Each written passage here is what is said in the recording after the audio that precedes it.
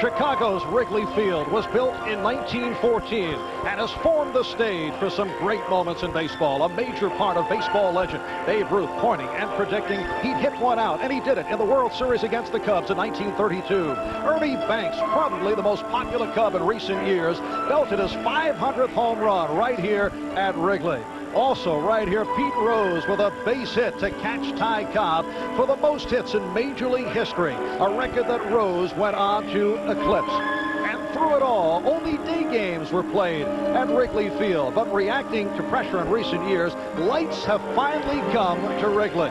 And tonight, because of an accident of nature, you have a chance to see a bit of baseball history, the first official night game here at Wrigley Field in Chicago. Hi, everybody. I'm Marv Albert. Welcome to the start of our primetime baseball coverage here on NBC. And in the summer of '88, in the year of the great drought, rain wiped out last night's first ever scheduled night game here at Wrigley. Now, last night was entertaining, but it wasn't exactly historical, perhaps more of a footnote to history. And it was a carnival-like atmosphere at Wrigley. A 91-year-old Cubs fan, Harry Grossman, was chosen to push the plunger to light the field. You remember, what was the very first game you ever saw here at Wrigley Field? 1914, when they moved over from the west side. They moved over, I think, in 1914, I think so. The bleachers were all the way down to the ground, and they cut it off, and they built a wall with the ivy on there. They also added on the upper deck. There was no upper deck. And then it was time for the switching on of the lights at Wrigley.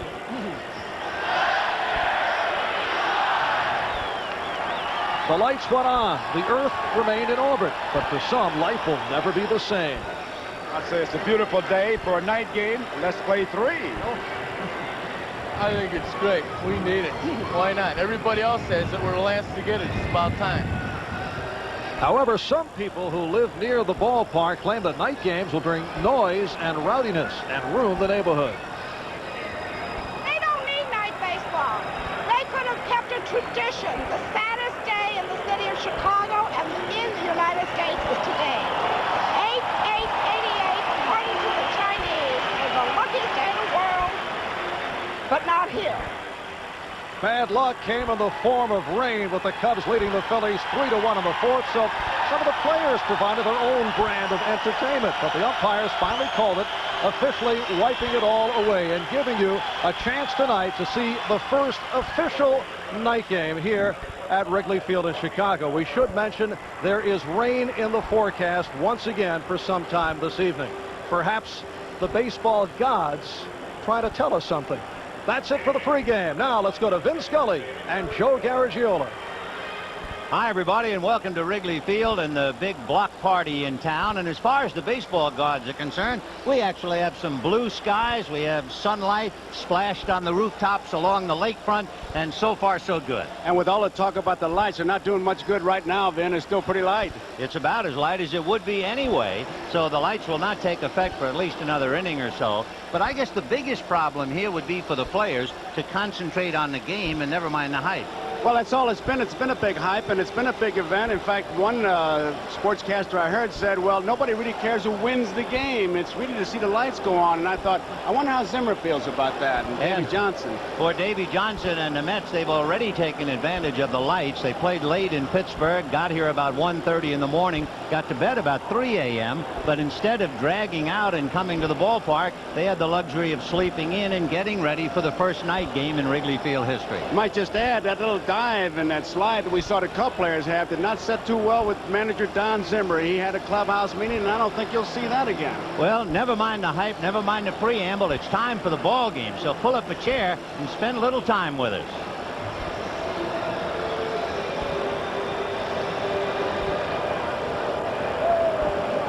A capacity crowd here at Wrigley Field, and here are the way the New York Mets stack up. Len Dykstra in center field and Wally Backman at second base. Keith Hernandez has returned to the wars at first. Darryl Strawberry in right field. Kevin McReynolds in left field, and Gary Carter behind the plate. With Howard Johnson, the shortstop, Dave Magadan at third, and the pitcher, Sid Fernandez. And trying to stop that lineup is Mike Bilecki. 1-0. No record against the Mets. 1-2 lifetime. Bielecki, who won 11 games in his young career, came up in the Pirate organization, was involved in a minor league trade between the Pirates and the Cubs, and here he is, luck of the draw, pitching the first night game in Wrigley Field history. His fan club very happy about that, and he's facing the guy who's been a hot hitter, and he's been able to get him started, Lenny Dykstra, as far as the Mets are concerned, and Vance Law already looking for the bunt. This is a good place to bunt that ball. Will not belabor the grass. You know all about it. Lenny Dykstra to start it off.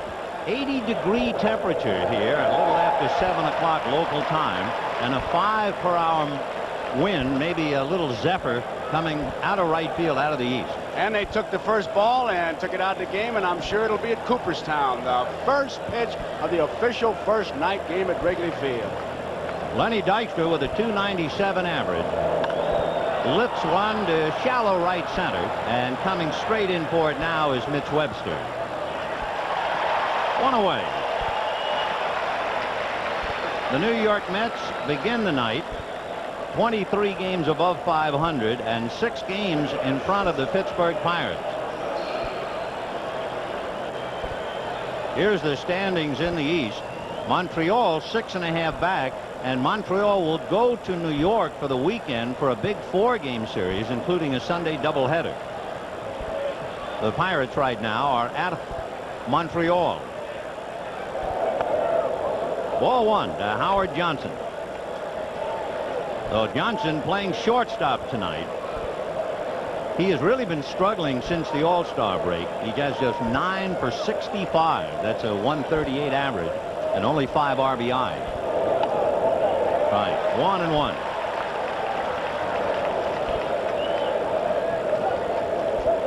So one away in the first inning. Johnson with Keith Hernandez on deck.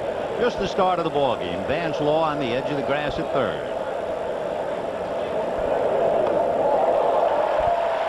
1-2.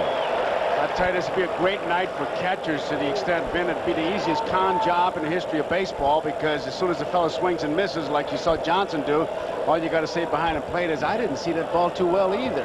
Plant that little seed of doubt. Oh, you got to do it. The antennas will go up in a hurry.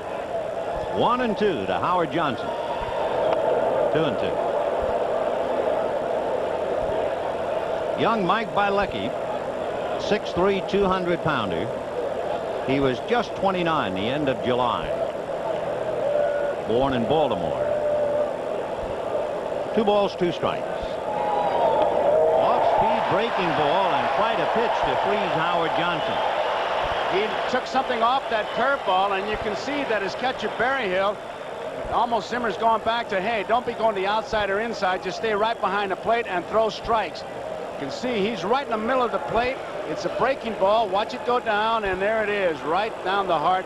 Johnson had to be looking for something, and it's kind of unusual, 2 strikes.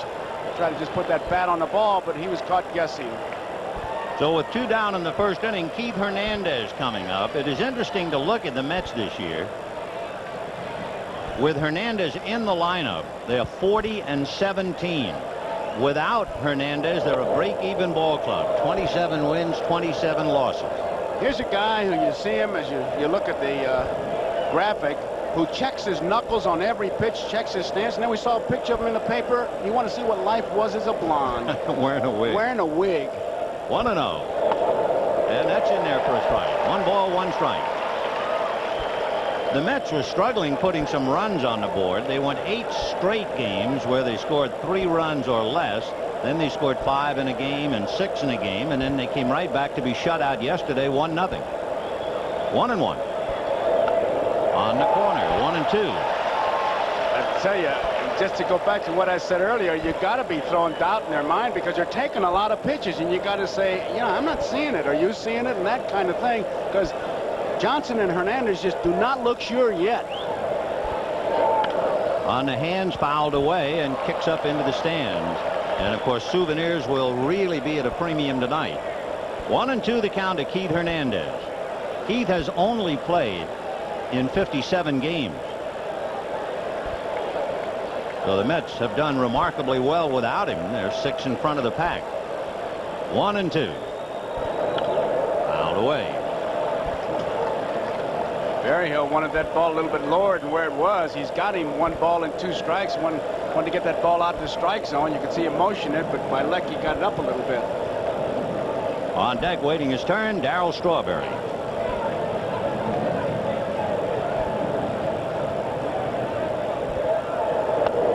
Little showcase fastball in the count. 2 balls, 2 strikes, 2 out. That was definitely a commercial. Here's the pitch he wants it to happen right here. By the way, we talked about Pittsburgh and Montreal. Pittsburgh leading Montreal 2-0, bottom of the 2nd inning. 2-2. Breaking ball in the dirt.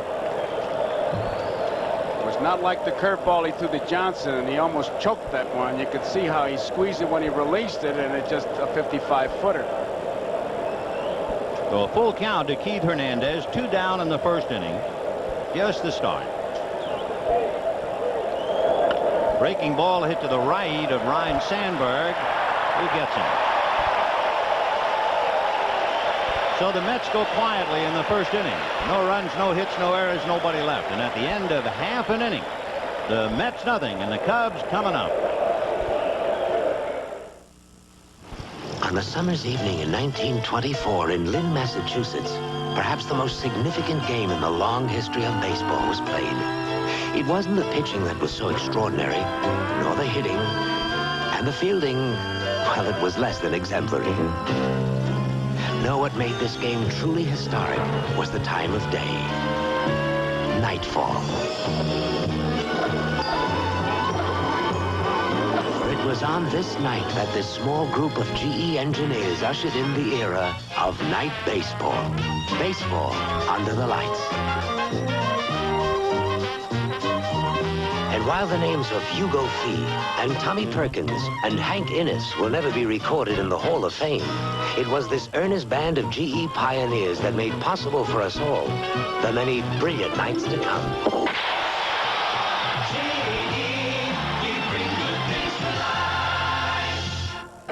It is indeed the greatest block party in town here at Wrigley Field, with a capacity crowd inside and parties everywhere.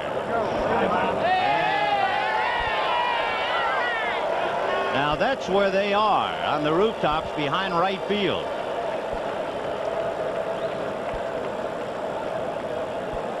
Quite a show. It is. You know, I just wonder, you hear about all this opposition against lights. I wonder if those people charge admission. They make a living doing that. They charge admission to go up there, so they can't be complaining too much. Well, here comes Sean Dunston, Ryne Sandberg, and Mark Grace in that order. Bottom of the 1st inning, no score. Fastball snaked away, ball 1. Sid Fernandez, 6-9, 0-2 against the Cubs, 4-4 lifetime. And for Fernandez, a better pitcher, although the record isn't overwhelming, a much better pitcher at night than in the daytime. He's 1-4 in the daylight. And that's promptly banged to left side of Dykstra on the run to pick it off. Fernandez is a strikeout pitcher and a fly ball pitcher. You won't see many ground balls. A very dangerous occupation here in Wrigley Field. Here are the Cubs with Dunston followed by Ryne Sandberg and Mark Grace. Then Andre Dawson in right field, Vance Law at 3rd. Mitch Webster in center, Rafael Palmeiro in left. Damon Berryhill behind the plate and Mike Bilecki on the mound. Sid Fernandez working on Ryne Sandberg, who hit the first Cubs home run under the lights last night, only to have it washed away.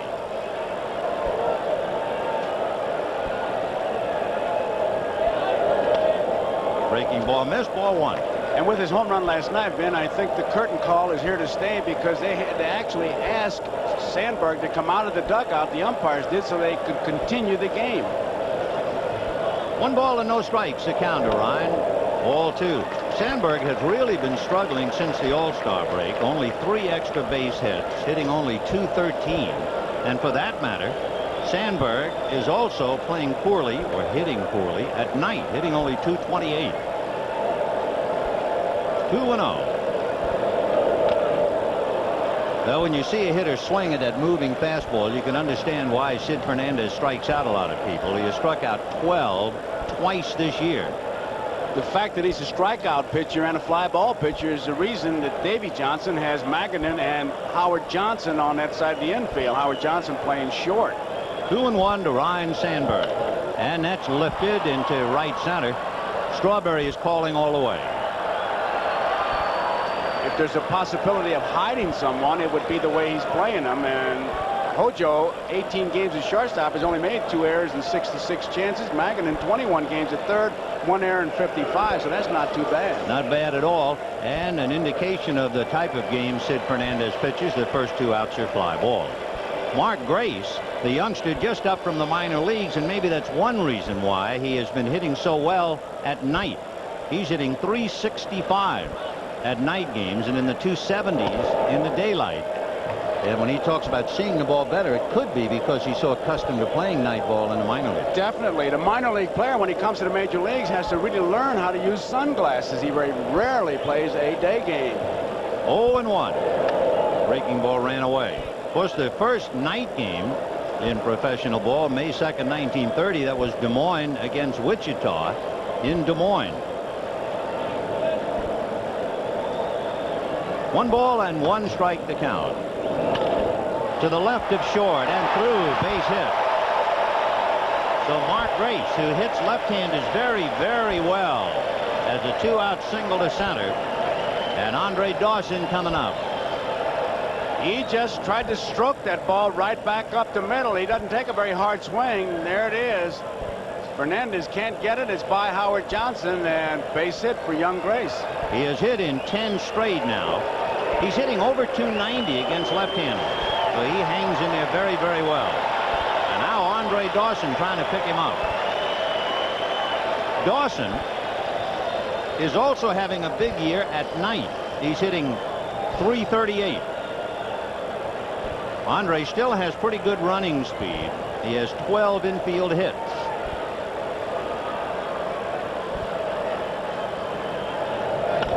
And a fly ball into right center. On the move is Strawberry, and this capacity crowd is looking at fly balls with their hearts, not with their eyes. That was just a routine. No runs to hit a man. Tonight from Wrigley Field, the New York Mets against the Chicago Cubs. Brought to you by GE. From satellites to medical systems, we bring good things to life. By Toyota, there's quality, then there's Toyota quality. Who could ask for anything more? And by Miller Brewing Company, sole sponsor of the U.S. Olympic Training Center. Darryl Strawberry, Kevin McReynolds, and then Gary Carter. And there's a strike to Strawberry, who is also struggling with the bat. He's had just 2 hits in his last 20 at-bats.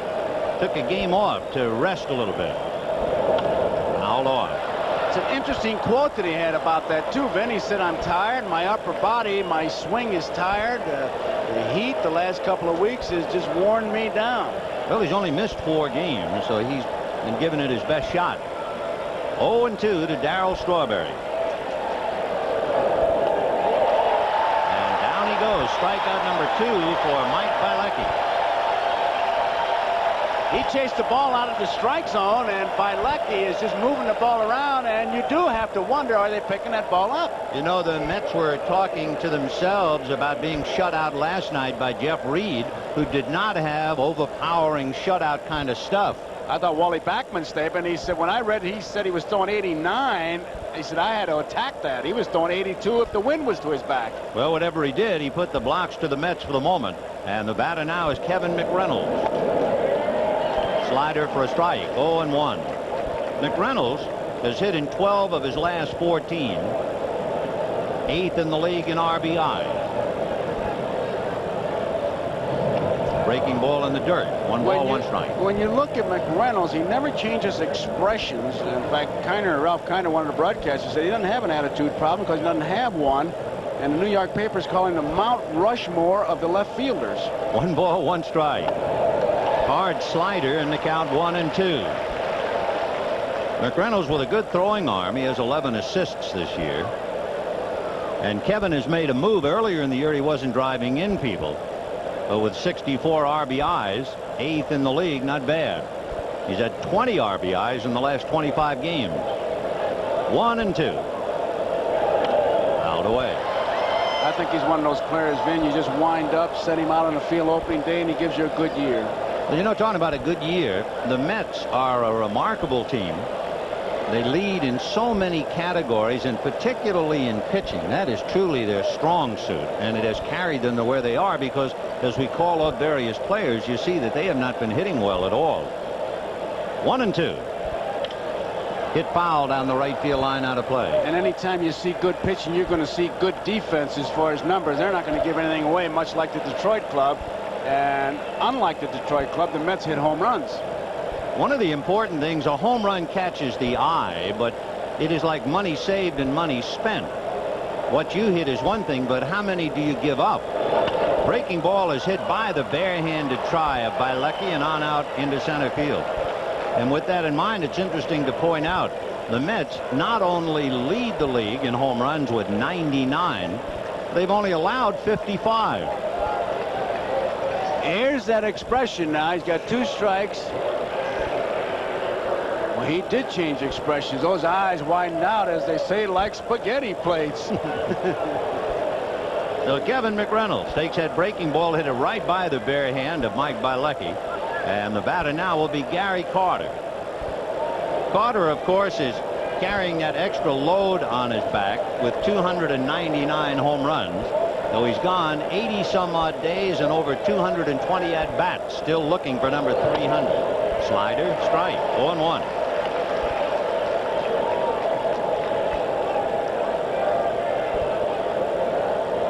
McReynolds has stolen 15 bases. They've yet to catch him. With Carter up there and 1 man out, you certainly could start him.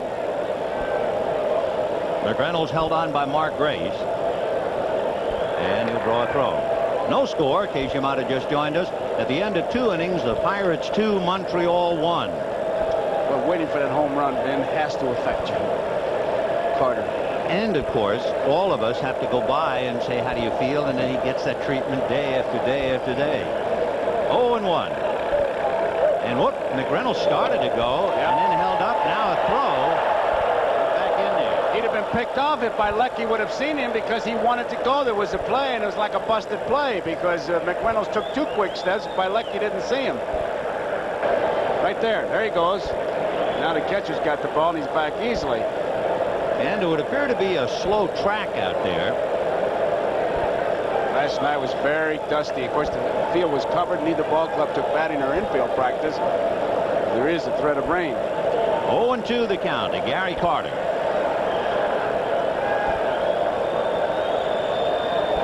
Bielecki backing off the rubber, and McReynolds had a great deal of his weight on his right leg. Well, and the catcher Berryhill looking for some help. McReynolds is definitely a threat. You can't take anything for granted, especially with Carter up there and 1 out. Ground ball, it's a double play. 0-2. He's not going. And that's popped in the air, foul behind the plate. Damon Berryhill coming back. It is in amongst the customers. Boy, it's a different thing here. Foul balls usually go out of play. Watch Carter's eyes now. He really widens them out. Almost looked like he went into the haunted castle at Disneyland. 0-2 the count to Gary Carter. A lot of hitters do that. Did you do that at Fordham? I never remember hitting anything. I closed my eyes. 0-2. Great hitting there. No score, top of the 2nd inning. McReynolds bluffs, and the breaking ball is strike 3 call. That's the 3rd strikeout for Mike Bielecki. Bielecki this inning has made 13 pitches, 12 strikes, and 2 of the 3 strikeouts have been called 3rd strikes. And here's Carter to close up. He followed it all away, and he thought, well, maybe I'll get away with it, but he did not. By the way, we should salute the umpires who have the honor of working the first night game. Paul Runge is behind the plate. Charlie Williams at first. Cowboy Joe West at second, and Tom Halley in at third. Now, of course, with 2 out in the inning, McReynolds becomes an even greater threat to go. Dave Maggott in the batter. Zimmer, much like Roger Craig, calls pitch-outs to help his young catcher. If there is a weakness to the Mets, and there certainly aren't very many, we were comparing the home runs they hit and the few home runs they allow. The Mets run pretty well. They have 102 stolen bases, but the Mets really get burned by a team with a running game. They've given up over 150 stolen bases. Dave Magadan with Wally Backman on deck hitting 8th. No score, top of the second, 2-away. Hey, that Berryhill, he really is setting himself. You can see him dig in to brace himself, and anytime you see that catcher scoop a handful of dirt, he's trying to keep his hands as dry as possible. And Berryhill has already done that, and then he was digging in. There he goes.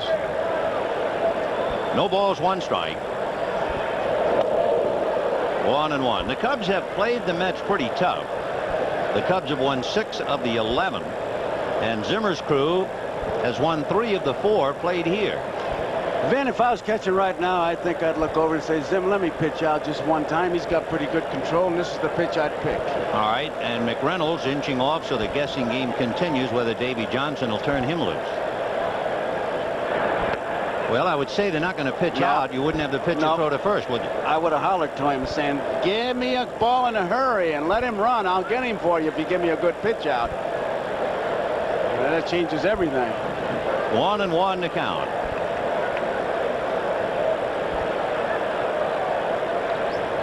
Maybe that's just to make Reynolds think they're not going to use a pitch out. I doubt it. 1 ball, 1 strike. Ball 2. Now you have a manager's count. Perfect. Now you got the catcher in the box. And McReynolds gets a pretty good jump. 2 balls and 1 strike. Sam Palazzo perhaps hanging out a sign to Magadan. Dave, a fine young hitter, hitting .280.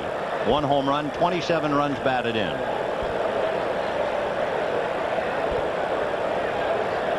Magadan strikes out maybe 10% of the time. McReynolds going. Fastball is a strike, and it's juggled by Berryhill. Came out of his hands like a bar of wet soap, and he couldn't make a play. And that's the reason that the catcher will grab that handful of dirt right before he gives that sign, trying to keep it as dry as possible, but it just didn't work that time. McReynolds, a good jump. He had 3 steps as Bilecki still had the ball, and he doesn't take anything for granted. But watch how he shifts into position, Berryhill, but one-handed grab, and there it is. That cost him. So now McReynolds waiting to be picked up at second base. 2 out in the second inning, no score. Magadan with the count 2-2. The deuce is wild on Dave. And that slice down the line, foul by a foot or less. And I'm going to go to my grave thinking this and saying this. When you catch one-handed, you just give up too much and you take too big a risk. That guy's running. You got to have both hands on that ball. We can duck in a score because it's certainly important to the New York Mets, and the Pirates are hurting Montreal 4-1. And remember the way the standings are right now, the Pirates are 6 back and Montreal 6.5 back, with Montreal heading for Shea Stadium for 4 over the weekend. Magadan hitting .328 with runners in scoring position. He's a tough man right now. Ball 3, blocked by Berryhill. Wally Backman on deck. Give you an idea of the Mets and what's been going on with runners in scoring position. A notable tail off this year, but nevertheless they're 6 in front of the pack. But you could put an asterisk and then say it points up how great their pitching has been. You stop to think here he's in scoring position, Vin, but you're pitching a little bit different to him with first base open. Wally Backman waiting his turn on deck.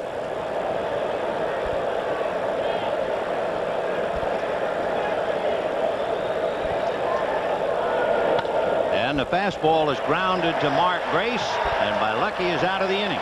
No runs, 1 hit, a man left. And at the end of an inning and a half, no score. This was last night. Phil Bradley hit the first home run in the night game at Wrigley Field that was to be washed away. But watch what happens out in the street. That guy didn't lose a drop. Look at him. What a play. Best play of the night wasn't seen by too many, but now we've all shared it. It'll be Vance Law, Mitch Webster, and Rafael Palmeiro. Bottom of the second inning, no score in the ball game. Law hitting .292. When you give batting averages, it's interesting to note about Sid Fernandez. You take the opposition's batting average against Sid Fernandez this year, it is 191. There are only 2 other pitchers in the league holding the opposition to less than 200 batting average, Pascual Perez and Mike Scott. 0-1.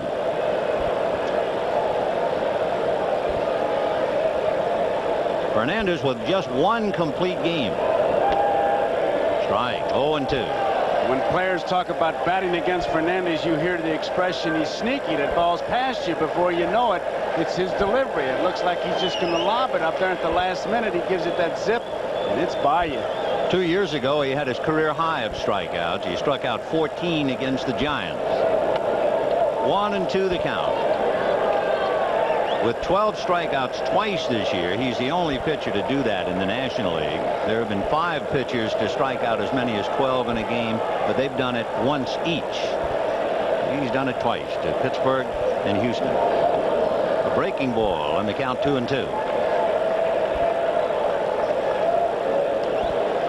It's right about the time he releases the ball that it gets a little bit tricky. Now watch, he gives you a lot of elbows, and right there. And then he comes at you. That was the curveball, so it was not as herky-jerky as that fastball.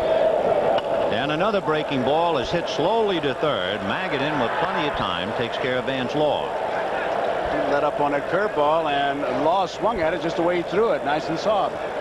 By the way, for any historians, in doing some research here, the Cubs have estimated there were 5,852 consecutive day games, and that snapped here tonight.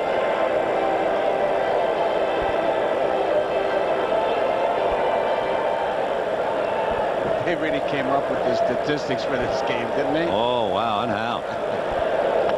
Here's Mitch Webster, and he takes a strike. Webster came from Montreal to the Cubs in the deal that sent Dave Martinez up north. Mitch with 2 home runs.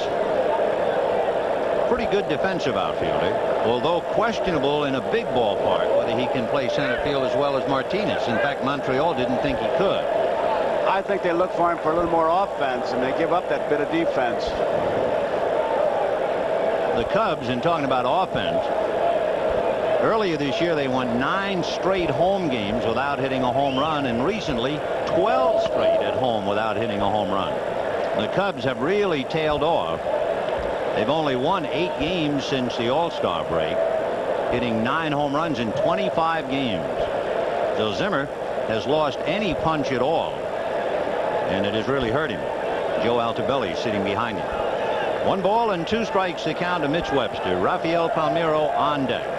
As I look at the flags, I wonder if we're going to hear as much during night games as we do day games about the wind blowing.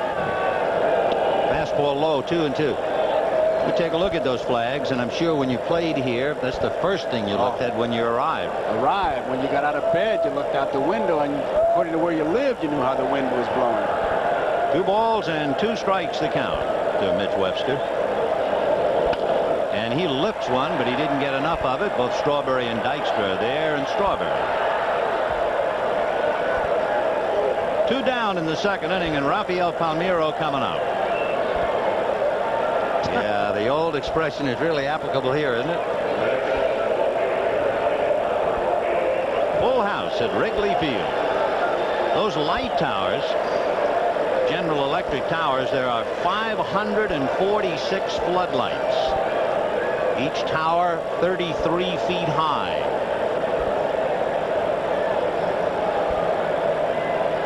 Rafael Palmeiro.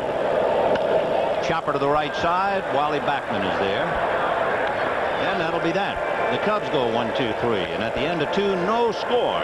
We'll be right back after these messages from your local station.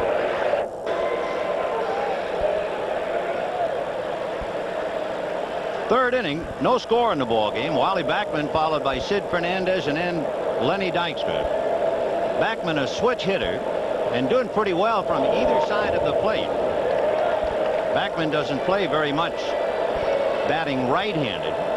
He's hitting .294 from this side and .320 from the other side. And he's hot, 10 for 25 in his last 7 games, and Law has to keep him honest. Fouled away. Well, if he stays hot, they'll get a plate in his honor. Oh, we had to ask him about that story. His wife went into a China store and saw commemorative plates, and there were Gooden, Hernandez, and Strawberry, and she said, you have one of Backman, and the proprietor said, we just sell the popular players. 0-2.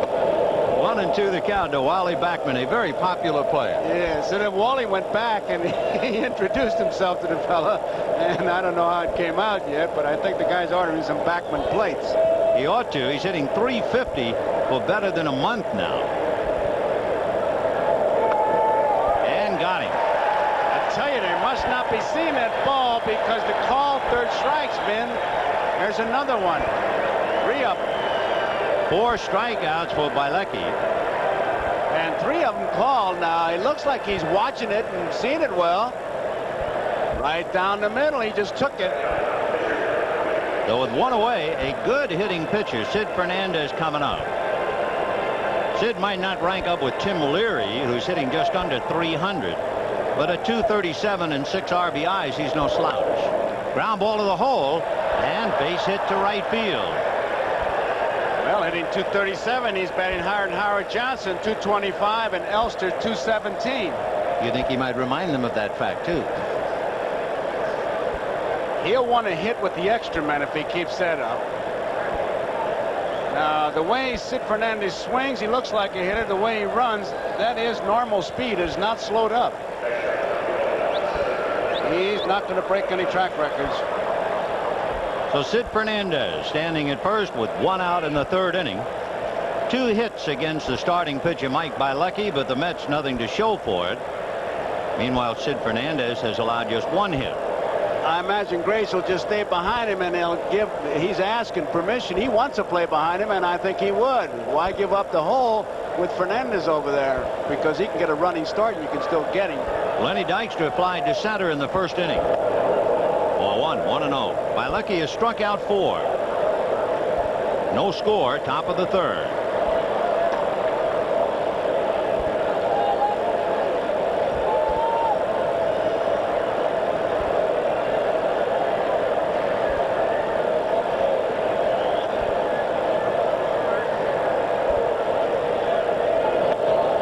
And he missed that one. In fact, he almost looked like he was aiming that pitch. He did not cut that ball loose at all. 2-0 the count. Mike Bielecki, it's a pretty big night for him. Somebody just hollered from the bench, too, Ben. Yeah, that last delivery, it looked like somebody who was just trying to pinpoint the pitch and catch the corner. His last major league start was September of 1987. So this is a big one for him. And that's muscled into left center. On the run is Webster, but it's going to land, and Fernandez goes to second. So Dykstra was jammed and was able to push that ball out into left center field. And the Mets now are in business. Don't let the size of Dykstra fool you. That was strictly muscle. He did not hit that ball hard. It did not spring off his bat. He just muscled it out there. There's a case of a good pitch being hit by a hitter. He hit that thing about at the trademark, and Webster, a pretty good outfielder, just couldn't catch up with it. So with 2 on and 1 out, Howard Johnson will be the batter, followed by Keith Hernandez. Johnson struck out in the 1st inning, struggling with the bat.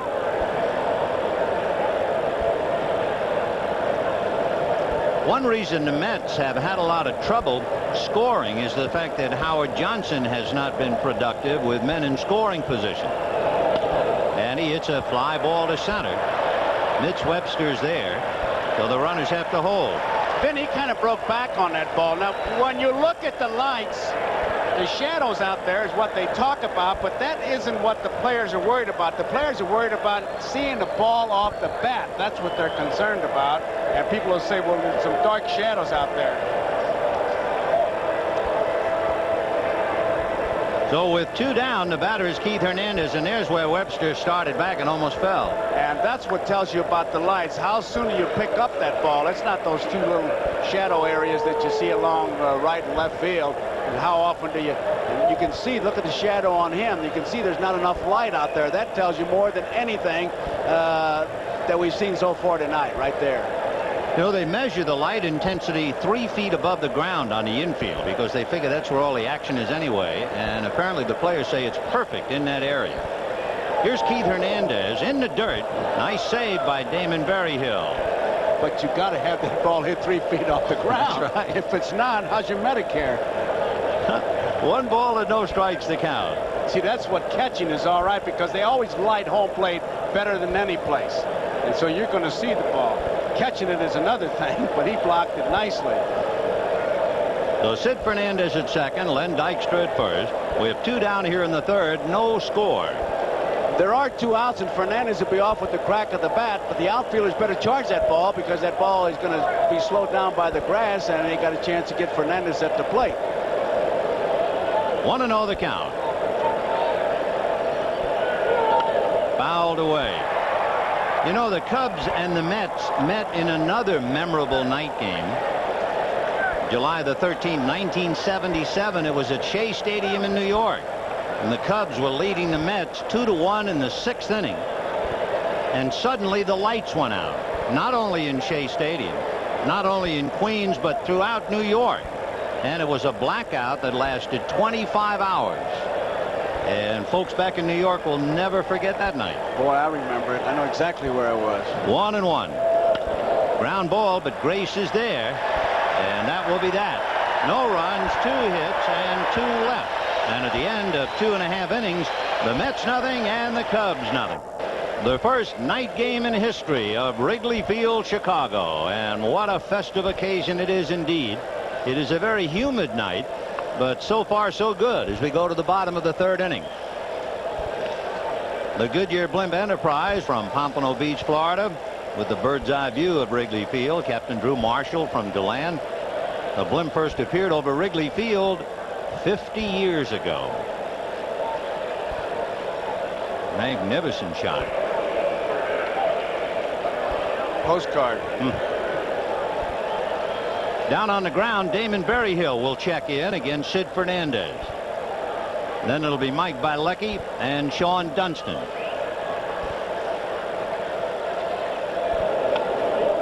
Well, he wasn't cheated with that hack. No, he wasn't. And even though he's a rookie, Gary Carter still checks those eyes. He doesn't want those hitters to be sneaking peeks at the signals.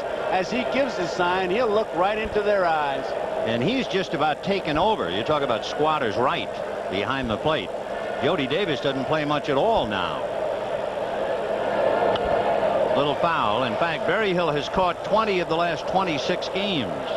And last night, sliding on that canvas did not really do Jody Davis any good. Yeah, Jody Davis did a Rick Dempsey, as did Les Lancaster, who's coming off the DL from an appendectomy, and he's doing belly whoppers out there. Well, I want to tell you something. They had a little meeting today, and that appendectomy might not have been as painful. And Carter checking those eyes. 0-2. Got him. That's what he does best, that high riding fastball. Let's get an update. We'll go back to New York and to Gail Gardner. Then, as you mentioned, in Montreal, Pirates with runners at first and second. Bobby Bonilla, inning-ending double play ball to Rex Hudler. Tossed to second, though, into right field. Barry Bonds scores. Bucks added another unearned run in the inning. They lead the Expos 4-1. Let's go back to Wrigley. And here is Mike Bilecki. 1 ball and no strikes. Fernandez has thrown 16 strikes, 9 balls. Fernandez 6 wins and 9 losses. And the Cubs have beaten him twice. He has lost 3 of his last 4 games, has Fernandez, but it's interesting to point out in those 3 losses, 1 game he allowed only 1 hit in 6 innings. Another game he lost, he struck out 10, and the 3rd game he lost, he struck out 11. 1-1. He really is an amazing, I guess he's an enigma, trying to figure out why he doesn't win every time out, and with a team in first place. Say, he's the kind of a guy that managers just, well, they just wonder and tear your hair out is the expression, but it goes beyond that. Fouled away by Bilecki, and the count is still 1-2. In Sid Fernandez's 21 starts this year, the Mets, who are very much above 500, are under 500 in the games he pitches. And in 13 of Sid's starts, they've scored 3 runs or less. You know, just watching him, too, I think he's another one of those pitchers that looks away from the hitter in the middle of his windup, which doesn't help the hitter's confidence. 1-2. And a chopper to third. Magadan has it. Bilecki just jogging down the line. 2 down. Though Fernandez has allowed 1 hit so far, we're in the 3rd inning, no score. Quick look, Pirates leading Montreal 4-1, and you can see Cincinnati got a run in the 1st inning, and the Western Division in the National League putting the heat on the Dodgers, who lead by a game and a half. No report yet. San Francisco in the great indoors of Houston. In the American League, Boston leading Milwaukee 2-1 in the 8th. Yankees scoreless with Toronto. Minnesota leading Cleveland. No report yet. Detroit, Texas, Seattle, California, Baltimore, Kansas City, Chicago, Oakland. Sean Dunston will be coming up. He had a line drive that was flagged by Lenny Dykstra in center field. Dunston, about as tough a man as there is in the league to walk. He has only walked 5 times all year. Slow curveball for a strike. He was walked intentionally 5 times, but only 5 times was he really walked.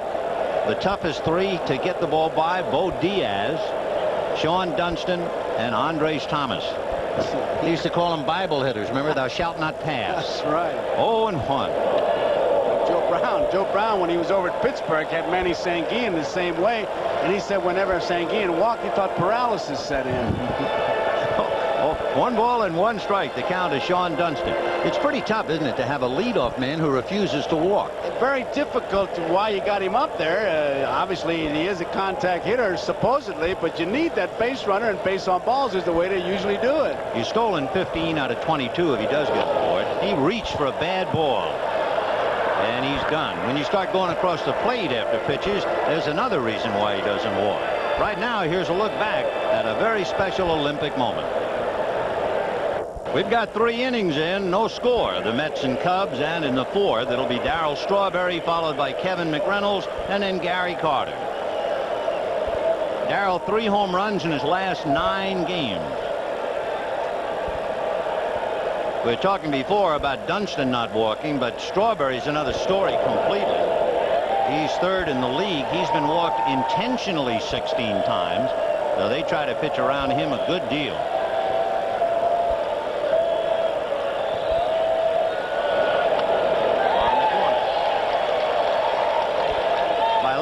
Going after the hitters, throwing strikes. He has struck out 4, and he has the count 0-2.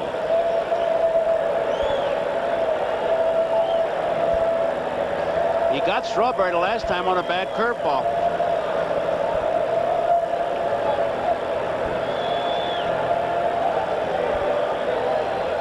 Darryl with 29 home runs, 75 RBIs. Wouldn't chase that one in the dirt, and the count 1-2.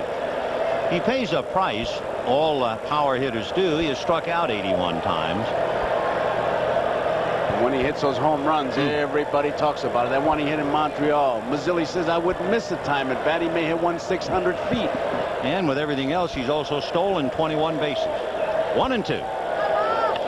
And promptly bangs it to center for a base hit. So Strawberry leads off the 4th with a line single to center. That's hit number 4 of Bilecki. And the batter will be Kevin McReynolds. Strawberry 10 for 21 in stolen bases, as you pointed out, Vin.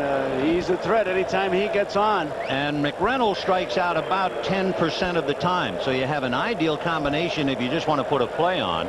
You have a contact hitter at the plate and a very good runner at first. Usually, and you get that 5th place hitter up there, you think that the manager will give him at least 2 swings before he thinks about putting a play on, but the way they manage now, anytime. No score, top of the 4th. Strawberry didn't have a big lead. Bilecki almost threw it away. I think he was just trying to measure him to see how far out he could get and get some good footing. That's what Bob Gibson once said, you know, about he stopped throwing over to first. He said, every time I throw over to first, I wound up backing up 3rd. And Bilecki almost had that play. And it's lifted into shallow right center. Webster and Dawson. It'll be Webster. 1 out in the 4th inning. Strawberry holding at first, and Gary Carter the batter. Now, with the problems that Carter is having with the bat, you can start Strawberry at any time to stay away from that double play. Here's the most home runs by catchers. You see where Carter is, number 4, behind some pretty good hitters. And then you had 42. Yeah, but mine were key home runs. That's right, all key. 7 of those are from the playground. Remember, he has 299. But you always point out how many he hit as a catcher. In fact, Gary tied an all-star game record for most home runs on this date in 1981, the day baseball returned from the 50-day strike. He hit 2 home runs in that game. Boy, they're really watching Strawberry. And he doesn't have as big a lead as he can get because he's getting back too easily. Carter has grounded into 7 double plays. And Strawberry taking short leads.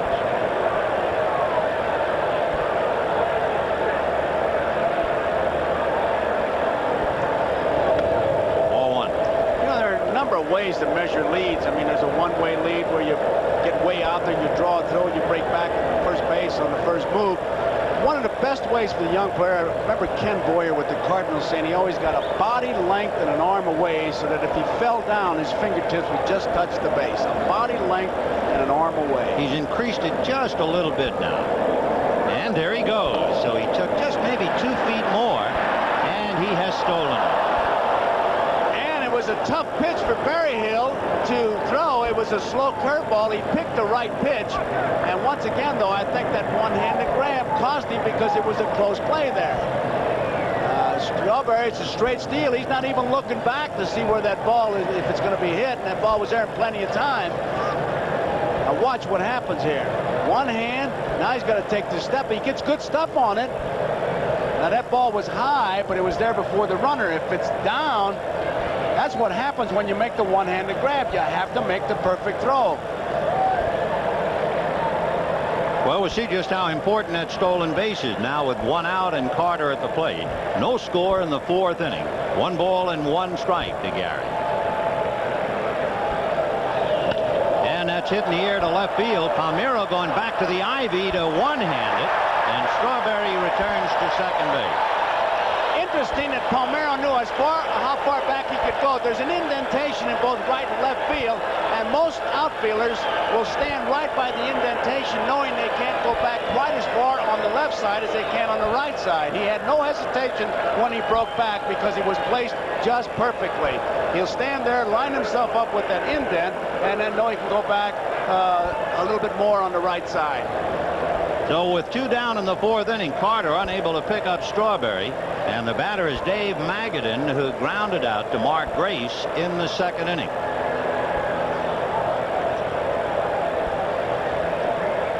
Strawberry with a base hit and a steal at second. Ball 1. Here's that last one hit by Carter. See the indent? Now he knows he can go back a little bit farther on that side, and he has no hesitation, a lot of confidence, and makes an easy play. There you see a good look how he's lined up. No balls and 1 strike to Dave Magadan. No score, 4th inning, Strawberry at second base. Been watching Strawberry steal second, and you know there are some great base stealers in the National League. People like Vince Coleman and Gerald Young, Darryl Strawberry. There's one fella, he's the only one, I think he can steal a base anytime he wants, and that's Cincinnati's Eric Davis. When he's healthy, I get that feeling. 1-1 to count. Does he do something different that gives you that feeling? There's just a confidence, I guess, that he exudes that I can steal it anytime I want, and he really can. Really can. He has slowed down considerably since Pascual Perez hit him in the groin with a pitch. That'll slow you down. That'll slow you down. 1-2 to Dave Magadan. Darryl Strawberry at second. 2 out in the 4th. You know, one of the things, Vin, about a ballpark like Wrigley or Fenway or Detroit, those traditional ballparks, let's call them that, there are little quirks, like here the indentation, Fenway, the wall, that you lose with those new ballparks, even though they're very nice to work in. They give you a feeling you're in a hospital ward. 1-2. Beaten foul into the Mets dugout. Somebody fell over. Somebody on the top step and trying to avoid that foul ball really took a header. It's got to be McCone. Yep, David Cone. That's all that's got to happen. So now he says, I'm going to sit on the bench from now on. I would have bet it was Roger McDowell. Boy, he went over teacup. 1-2. Magadan still trying to get Strawberry home. No score in the 4th inning. Time. One of the great colorful descriptions was catch Pete Rose May said his body took a bad hop. That's what happened to Cone. His body took a bad hop. 1 ball and 2 strikes. Ground ball to the right side. Sandberg is there, and that's that. Bielecki keeps the Mets away. No runs, 1 hit, a man left. The cone melts in front of our eyes, and it's still no score. The marquee has lights on it. Welcome to Wrigley Field. But they've had some great events here at night. You go way back to 1934. Jim Landis beat Strangler Lewis in the wrestling heavyweight championship, and there was some great fights. LaMotta and Satterfield in 46. Nova. 1943. And then there was an all-star game here. The Harlem Globetrotters and George Mikan All-Stars in 1954. And there are the Globetrotters. Abe Saperstein and company. They played here 30-some-odd years ago. I saw that game. I was here. Deuce put on quite a show at Deuce Stadium. 0-1. 1 ball and 1 strike the count. Brian Sandberg followed by Mark Grace and then Andre Dawson. I think that basketball game outdrew us too. 1-1. Chopper to third, a 1-hopper to Magadan, and that will take care of Ryan Sandberg. You can't talk about the city of Chicago and the Cubs without talking about Mr. Philip K. Wrigley. Interesting part of tonight's fanfare, fuss and feathers and pomp and circumstances, the fact that in 1941, Mr. Wrigley had the steel for the towers, and they were on flat cars, as we understand the story, just back at Wrigley Field. They were going to go up. And then World War II began, and he donated the steel to the war effort, and lights were pushed aside until tonight. Right. Mark Grace, single to center in the 1st inning, so the young first baseman has hit in 10 straight. They've also done some research on the Cubs. How accurate or how true, I don't know, but they published it here that from 1969 through 1984, they figured out that the Cubs lost 3 or 4 games at the end of the year that they might not have lost had they played some more night games. The percentage after the All-Star game and after September 1st, they worked the pattern all the way back to 1946. One of the things the Cub players say that will help them is if they come off a road trip where they have played a night game and then they travel home. Normally they would then have to play a day game the next day, but they now will have a chance to rest before taking the field, and that could be a factor. It is, having played here, the first 2 games at least, when you come off a road trip playing day games, it's a little tough because it's a whole different routine that you have. And then you get into heat. You get into heat, and then when you're used to day games, you go on the road again. 0-2 to Mark Grace, and that's to the screen. Ball 1, 1-2. Grace will be followed by Andre Dawson. No score, bottom of the 4th inning. Not only no score, no Cub has been to second base, and no one for either side has been to third. You know, another thing I was interested in that I read in the paper, they start the games a couple of minutes after 7 o'clock, and there is no curfew on the game. However, the organist, as I read it anyway, the organist may not play after 10 o'clock. Because of noise? Yeah. That was the note that was in one of the papers. 2 balls and 2 strikes the count to Mark Grace. Got him, and he knew it. Good sneaky fastball on the outside corner, although Fernandez has only struck out 2. It's a good fastball on the outside corner, and Grace is just caught looking. I mean, he hits it. This is a perfect pitch. Right there. You can see him. He made him give ground, and it's an easy strikeout. So Mark Grace, head-shaking time in the Cub dugout. Once again, we remind our viewers we'll be selecting the NBC Miller Lite Player of the Game at the conclusion of the ball game. It's no score, bottom of the 4th inning. One of Fernandez's secrets is the first pitch. 9 of 12 first pitches have been strikes, so he starts ahead. A breaking ball for a strike. And he does look away, man. On that pitch, at least, we had a good close-up. Right in the middle of the windup, he looks away from the hitter. And I tell you, that is just a little bit more than distracting. Well, he's retired 9 in a row doing it since Mark Grace singled in the first inning. 0-1. Watch those eyes. Right there.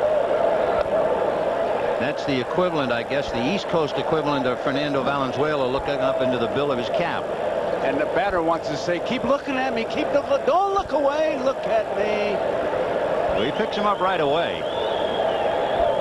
But that split second, you're not sure, and that's enough to throw you off. 1 ball and 1 strike. Breaking ball for a strike. Fernandez very tough and hits per 9 innings. A little more than 6.5. In fact, if you had to rank the great pitchers, hits per 9 innings, he'd be there above Koufax or Gooden or Feller. However, Nolan Ryan is a little bit in front of him. That was really a backdoor curveball. He started way outside, hoping Dawson would give up on. He did, and Runge called it a strike. Dawson flied to right in the first inning. 1-2. Half swing, down he goes. Dawson can't believe it, but he's done. 3rd strikeout for Sid Fernandez. No score at the end of 4. We'll be back after these messages from your local station. Sunday, a baffling murder on live TV.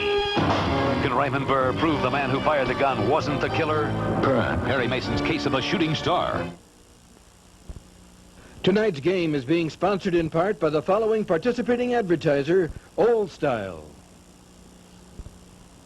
I got a dream that comes from the heart of the heartland, right from the heart of the heartland.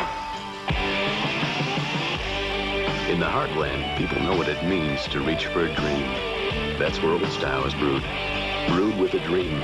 Not to be the biggest beer in America, just the best. Right from the heart of the heartland. Reach for the best.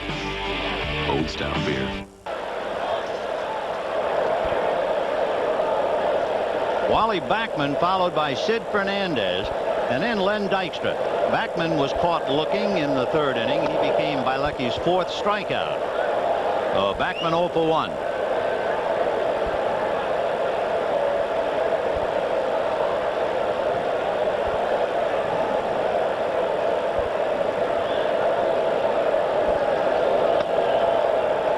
Two balls and no strikes to count. We're in the top of the 5th inning. Breeze has picked up a little bit, blowing from right to left out of the southeast.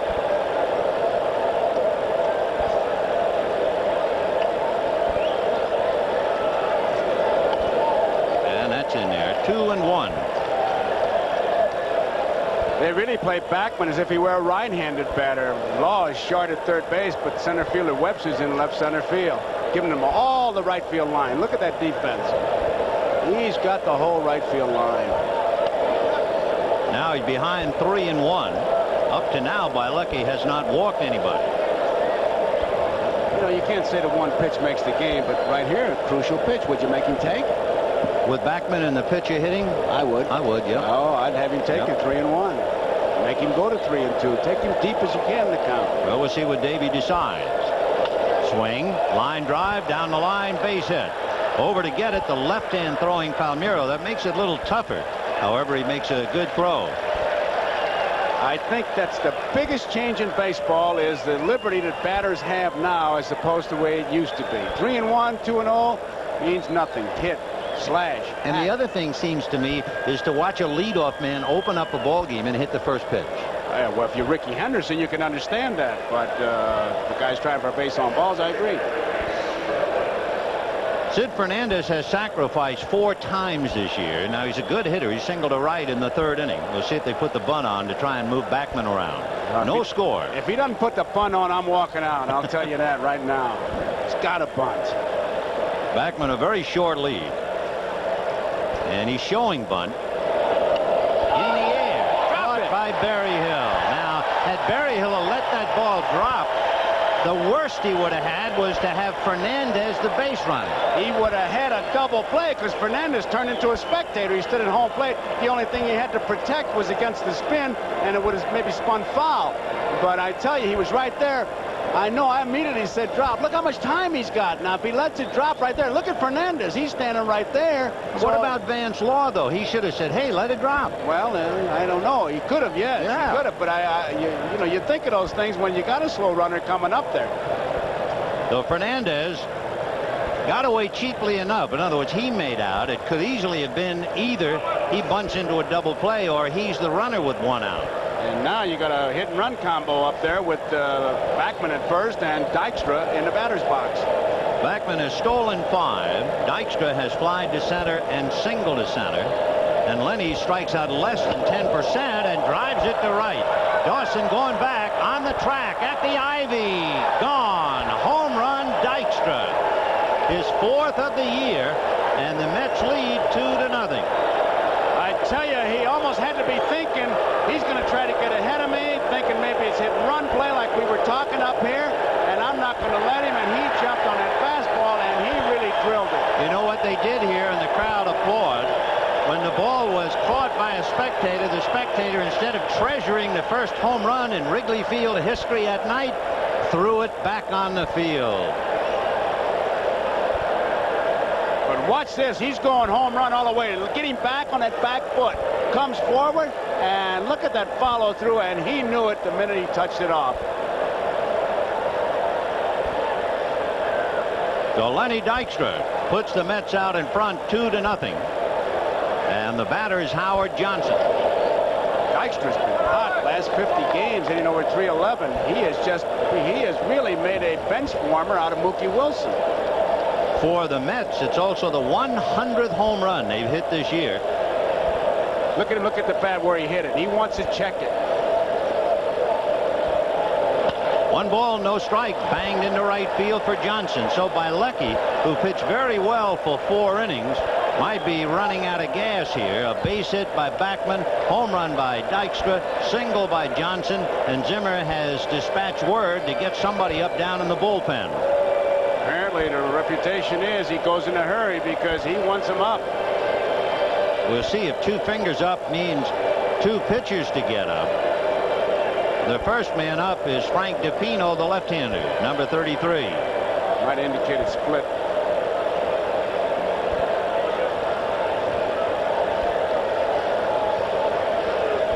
So we'll have a moment with Bilecki.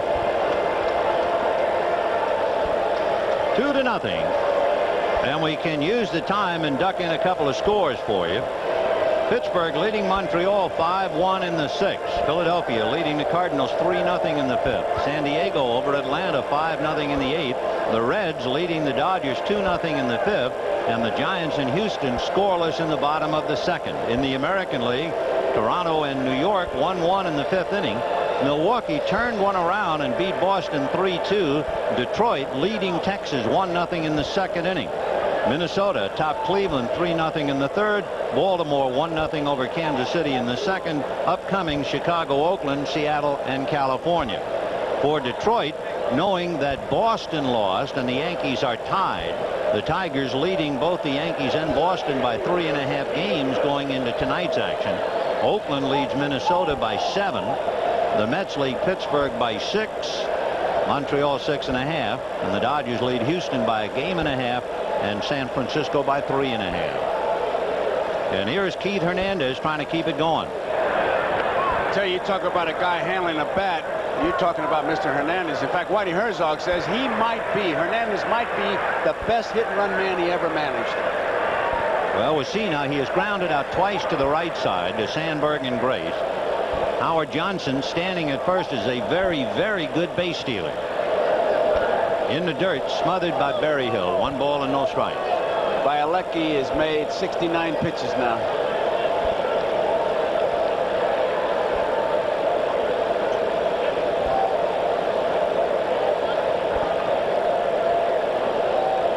That's not bad. That's about 14 pitches an inning if he can retire the side in the next couple. I don't imagine it'd be measuring by pitches because he had a fairly easy time in our first 4 innings. Howard Johnson has stolen 21 out of 27.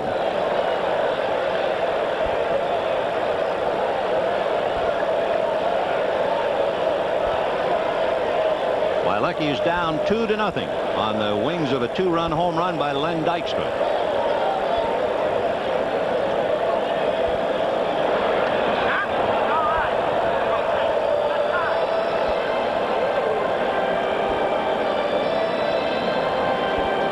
Until Friday night, when Keith Hernandez returned to the lineup and hit a home run against the Pirates. The Mets had hit only 18 home runs since the All-Star break, and Strawberry had hit 8 of them. Now suddenly they hear from a somewhat unexpected quarter, Lenny Dykstra. 1 ball, no strikes. He's really throwing over there a lot, and I can tell you whether it's Dick Pole, the pitching coach, telling him watch the guy, or sometimes when a pitcher gets a little loses a little bit of his confidence, he starts to do things like taking a long time between pitches, throwing to first base a lot, shaking off signs. Ground ball to the right side. Sandberg to Dunston to Grace. However, the Mets get 2 runs, 3 hits, and at the end of 4 1/2, 2-0 New York. These are the saddest of possible words. Dunston to Sandberg to Grace. Trio of Bear Cubs fleeter than birds. Dunston to Sandberg to Grace. Ruthlessly pricking our gonfalon bubble, making New Yorkers hit into a double. Words that are weighty with nothing but trouble. Dunston to Sandberg to Grace. Well, it doesn't really apply, but certainly being in Chicago, you bring back the great piece of poetry from Franklin P. Adams on the great double play combination, Joe Tinker, Johnny Evers, Frank Chance.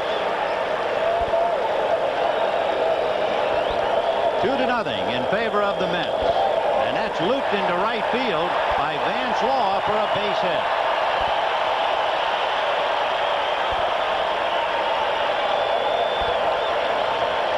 For the Cubs, it is only their second hit.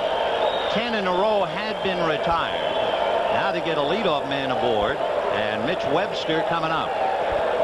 Watch Law when he's the base runner. He'll keep those gloves. He'll hold them in his hands. He will not put them in his pocket. He runs with them to keep his hands closed, his fists closed, so he doesn't open up those fingers and end up with a smashed fingernail. Looks like he's on a diplomatic mission with his gloves. 1-1 to Mitch Webster, who flied to right field in the second inning. And he can bunt for a base hit, I'll tell you that. He has sacrificed 4 times. He has 15 infield hits, including a half a dozen bunts, so he can put some pressure on the infield. 1 ball, no strikes. A comebacker knocked down by Fernandez, so the only play to first. It's a double play if he handles that ball cleanly. The Webster hits back to the box with Law advancing. 1 out, and Rafael Palmeiro coming up. He looks like he's in good position to field that ball. Should have fielded that ball, but he closed that glove before it got there, and it cost him the double play.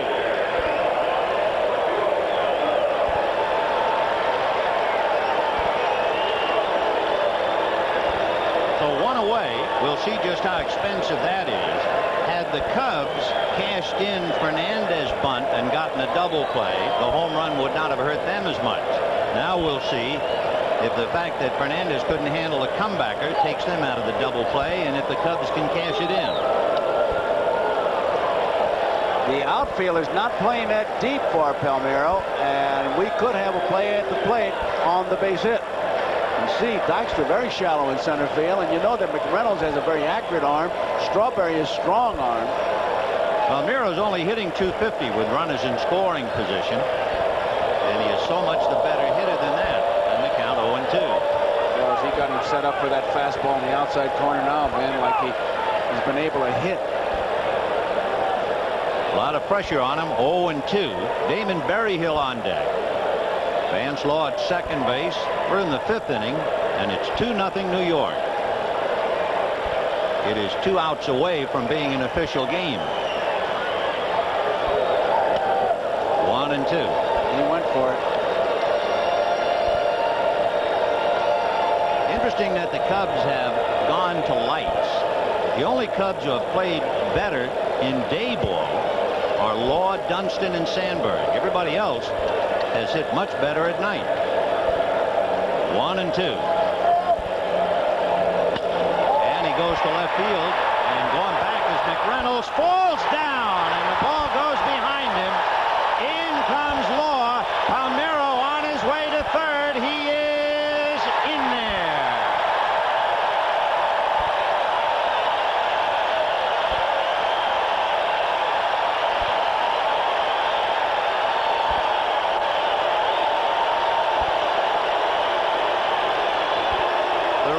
Rains have given the Cubs a big break. You remember Mitch Webster in center field had some problems, and McReynolds, he's going to make the play, but right there he loses his footing, and there's not much you can do but just scramble for that ball. So the Cubs now, as we take one more look at a fly ball that McReynolds would have caught, instead it goes for a triple, and Chicago with the tying run 90 feet away, and Damon Berryhill at the plate. And infield in. The Mets have to play up. Fouled away off to the right, out of play. Berryhill with 17 RBIs, and if you're even thinking about it, he has sacrificed twice if you're thinking about squeezing. And Zimmer is a fellow who likes to use the squeeze.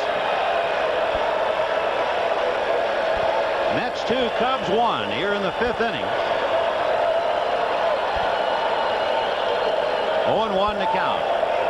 Fernandez has not walked a batter tonight.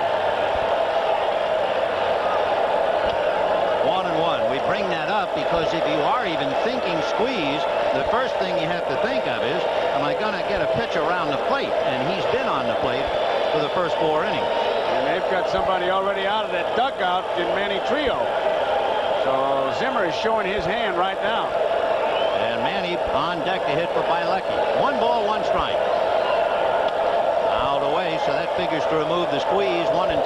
Yeah, but the unpredictability of that, Ben, is that Manny Trio with the bases loaded, Zimmer put a hit and run play on with the bases loaded, and he had worked it 3 times before successfully. This time Trio missed the ball, and he looked pretty bad, but you just can't predict what Zimmer's going to do, which is a sign of a good manager. Berryhill trying to pick up Palmeiro and get the Cubs even. We're in the 5th inning. 1 out.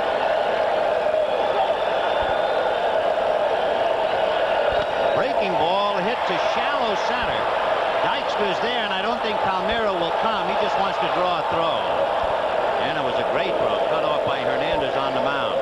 So Berryhill can't do it. A fly ball to shallow center. Now Manny Trio will be batting for the starting pitcher, Mike Bielecki. So that's a big out, preventing the tying run from getting home.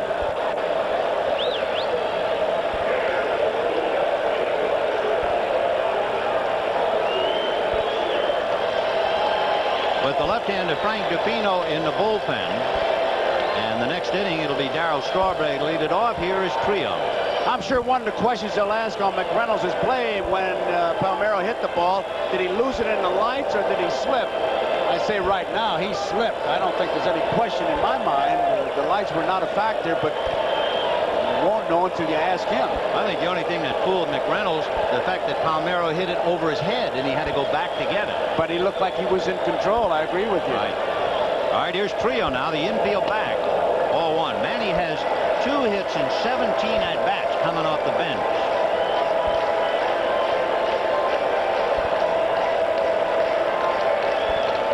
It's another remarkable thing in the difference between the Mets and the Cubs, or the Mets and any other team in the National League. The Mets bench has been so productive. 0-2. For instance, the Cubs pinch hitter pinch hitters have knocked in 26. And as you can see, the Cubs are really hurting in that department. We're going to try to tape McReynolds going into the dugout, Vin, to see who he talks to, and maybe he'll give us some indication whether it was lights or wet grass.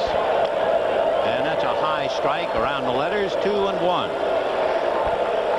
Trio was one of the guys talking about night baseball. He said, hey, we play night baseball now when we start the games at 3 o'clock, just we don't have any lights. Now, of course, that time late in that 3:05 game that used to terrify some hitters, that will be removed. They'll be able to turn the lights on. 2 balls and 1 strike.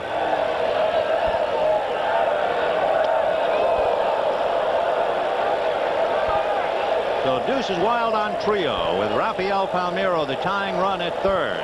Mets 2, Cubs 1. Bottom of the 5th inning.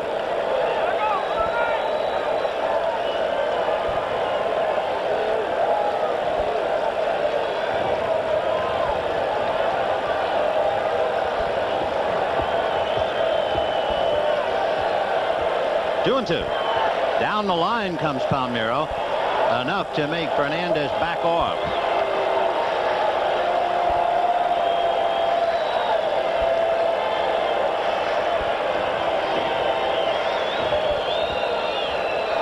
Manny Trio, a veteran, has been in the big league since 1973. Ground foul. In fact, Trio played for the Cubs in 1975, 6, 7, and 8. Then he left and went to Philadelphia. Then spent some time in Cleveland, Montreal, San Francisco, and he's back with the Cubs for his 3rd year. It's been a long inning for Fernandez. That was the 18th pitch this inning. That's not like him. And of course, in left field, alone with his thoughts, Kevin McReynolds. The inning would have been over the way it was played. Instead, a run in and the tying run at third. That face still doesn't tell you anything, though. Deuce is wild on Trio. Curveball got him looking. Just a little snake on the outside part of the plate. Strikeout number 4 for Sid Fernandez. Now here's another edition of Characters of the Game. Characters of the Game. Brought to you by A&W. Sit back and try yourself an A&W root beer or cream soda.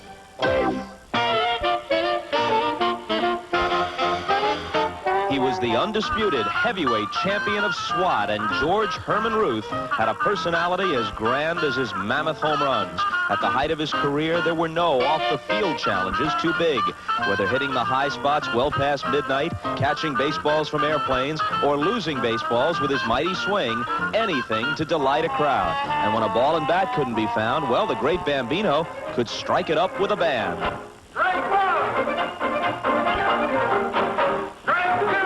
Yeah, when the cameras were rolling, the Babe was one of the all-time greatest hands, and quite possibly the all-time greatest character of the game.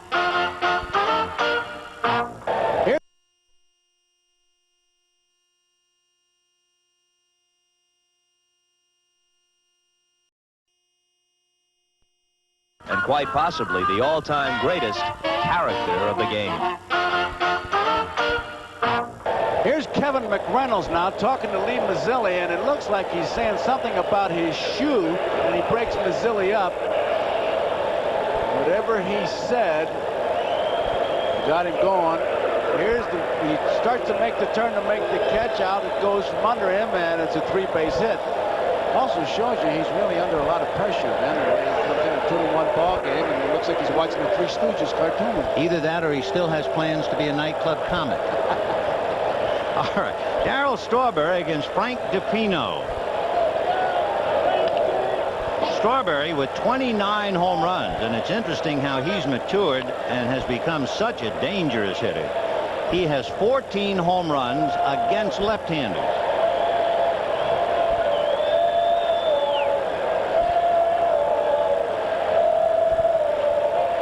No balls, 1 strike. Ground ball to the right of Sandberg. Ryan will have to hurry. Boy, I tell you, Strawberry was really going down the line. an update. So we will journey to New York. And once again, Gail Gardner.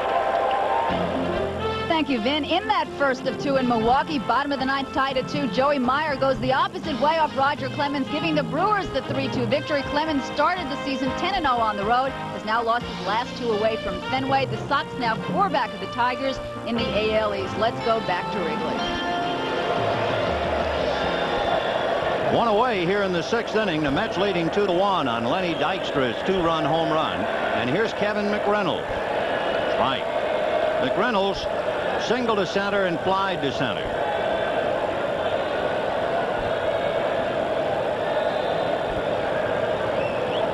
Frank DePino, the left-hander brought in from the bullpen for the Cubs, has had a lot of trouble with right-hand batters and almost had a hatful of trouble in, but it's a long out to left.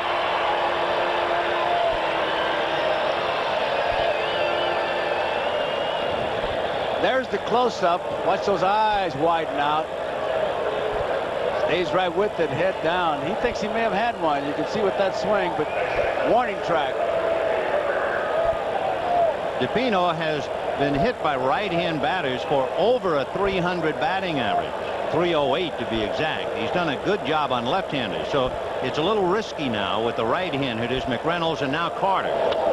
0-1. Carter struck out looking in the 2nd inning, flied to left in the 4th. I know they say they feel more comfortable, but I always wonder when there's nobody on base and they come to a set position, who are they checking? The other thing is, and I was watching it the other night, here's the 1-0 pitch, fouled away.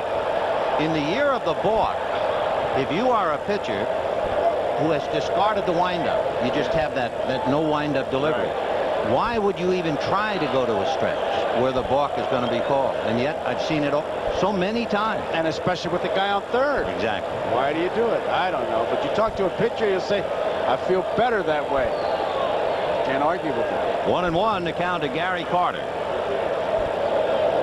Well, 2-1. The other night I saw Tim Leary balking a run from third. It cost him the game. He has no windup. And yet he was going to go from a stretch, and he went into that Netherland between a no windup delivery and a stretch, and he wound up balking in the winning run. I'll tell you, the pitcher is a fine-tuned, different breed. It reminds me, on a ball club, have you ever seen a pitcher hang out with anybody else but another pitcher? No, because what they're doing is talking to each other how dumb the catcher is. Frank DePino picking up for Mike Bielecki. Bielecki went 5 and gave up 2 runs, 7 hits. Struck out 4, no walks. Kind of turned that thing over, 3-2.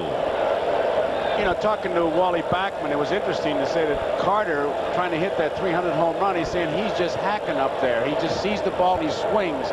And you can see it definitely is a lot of pressure. He's got a lot of at-bats without a home run. Everybody keeps asking about it. He wants to get it over with, and the more you try, the harder it is to do. Full count.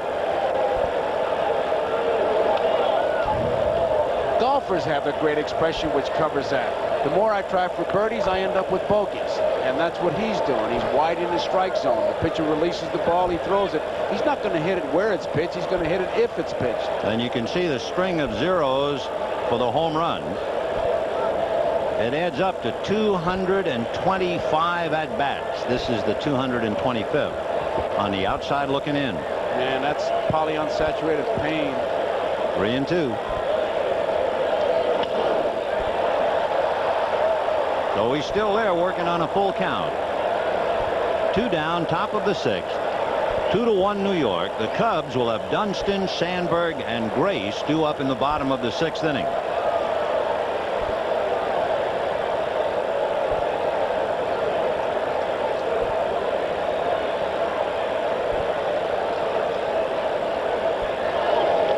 In the dirt. So Gary Carter gets a 2-out walk. The first pass issued to the Mets and the first walk in the game.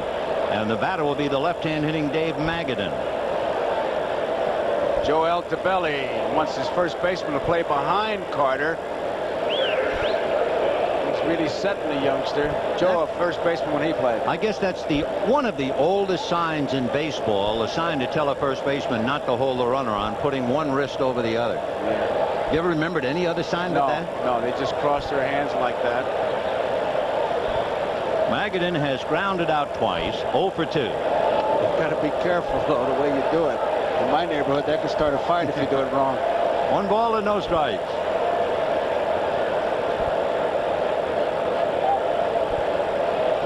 2-1 in favor of the New York Mets. Len Dykstra hit a home run with Wally Backman aboard.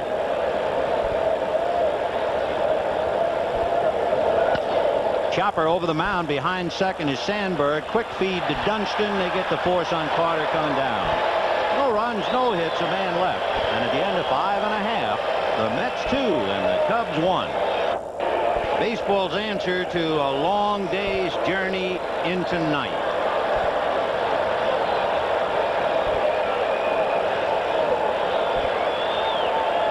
And into the bottom of the 6th inning. Vince Fernandez has faced 18 batters, no walks. He's not gone 3 balls to even 1 batter. 43 strikes, 20 balls. He is really in control. And Sean Dunston goes after the first pitch and bangs it into left field. McReynolds over to get it, and Dunston a turn. We've already learned 2 lessons early in this game. We saw Mitch Webster almost fall down. We saw Kevin McReynolds fall down. So we know the outfield is treacherous, and it could be important as the game goes on, especially if an outfielder has to charge a ball to get off a throw. And Dunston, a real tribute to Fernandez. He wasn't about to let him take himself deep into the count. He jumped on that first good one. He's not going to walk anybody, so go to hacking. Sean Dunston has stolen 15 out of 22. Ryan Sandberg has flied to right and grounded to third. And we'll see if the Cubs put on a play. Mark Grace on deck. Right. Fernandez changed his delivery. You'll watch that front foot. He doesn't lift it like he used to do it. He kind of drags it. And he's been able to freeze the runners. It took a long time for Coach Mel Stottlemyre to convince him of that, but he doesn't take that long time. Watch that front foot. He just drags it and goes. He doesn't kick high. Time as Dunston off the bases for the moment. He's not sure to sign. He wasn't sure to sign the first time. He looked at Jose Martinez to try to get a confirmation, and he just went over and checked it. No balls and 1 strike, and Ryan Sandberg checking with Chuck Cottier at third.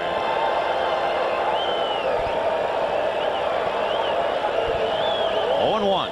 Dunston a short lead. Good save by Gary Carter, who almost threw it away, and a better save by Keith Hernandez. Well, Carter thought he had a shot, and that's a young man's play. Did you make it like that because it's ad lib? Fernandez was not sure of it, and he had to get there and goes tumbling into foul territory and really saves what could be equivalent to a 2-base hit. Gary Carter gestured with his right index finger after the play was over to Hernandez as if to say, I owe you one. And he does. 1 ball and 1 strike to Ryan Sandberg.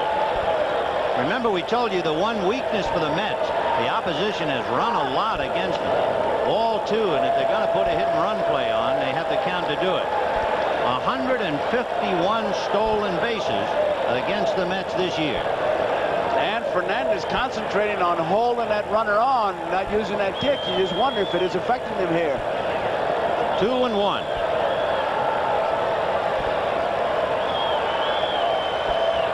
Dunston's going. Curveball is missed. The throw is late. Gary had trouble getting it out of his glove. It was a let-up, and he just could not get a good grip on it. 2 balls and 1 strike. I tell you, if you're at the ballpark, you check it. That's really manager's delight. Now watch what happens to Carter. Scoops it up. He just couldn't get a good grip on it. And I tell you, Dunston did have a good jump, but look where the ball is caught in front of the bag. And you can see Dunston looking back. It is a hit-and-run play. 16 stolen bases for Sean Dunston. So the Cubs, who had the tying run at third in the 5th, have the tying run at second with nobody out. We'll see if Sandberg, with 2 strikes, can get him over. He's got to hit to the right side. And he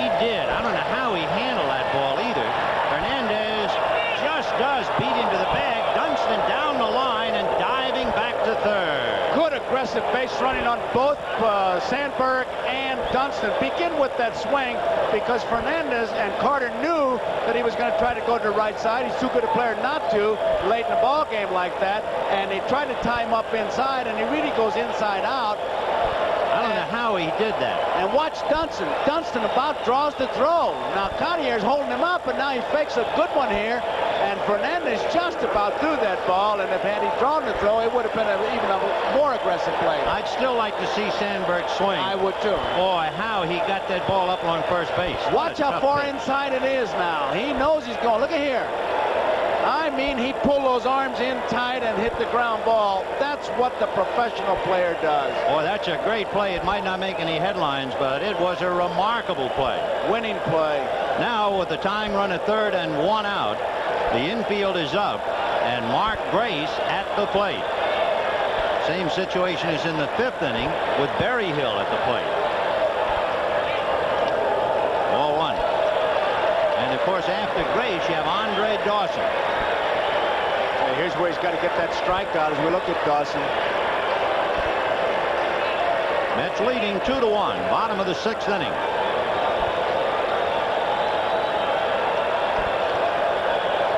One ball, no strikes. Might have gone after a bad ball, but there's so much movement on Fernandez' fastball anyway. I think it was out in the strike zone, but all he wants to do is make contact, put the ball in play. He just wants to keep from striking out because that infield is in, put it in play, and you got a chance of sneaking one through. 1-1 to count.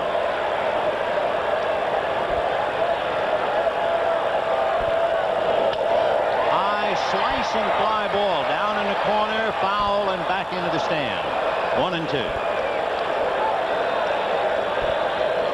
Well, here's where you got a chance as a batter, and Hernandez just said something to Fernandez. I'm sure go out and get him right here. I wouldn't try to set him up for a 2-2. This will be an interesting confrontation. You have a pitcher who strikes out hitters, and you have a hitter who strikes out less than 10% of the time. And with that going on, the tying run at third. Got to go with what Carter thinks is Fernandez's best pitch right here. 1 ball, 2 strikes.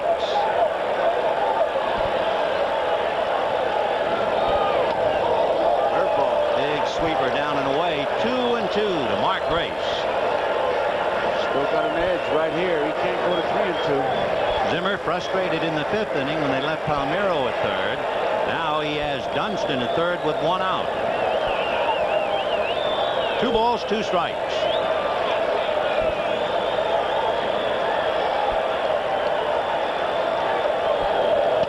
Wouldn't bite after that curveball. So he goes 3-2. Curveball, that would be a ball you can handle. I'm surprised he didn't even try to go for it because it was not that far out of the zone with that man on third. Well, Davey Johnson and his pitching coach Mel Stottlemyre sweating Fernandez out. Zimmer hoping his young Grace can meet the challenge. 3-2.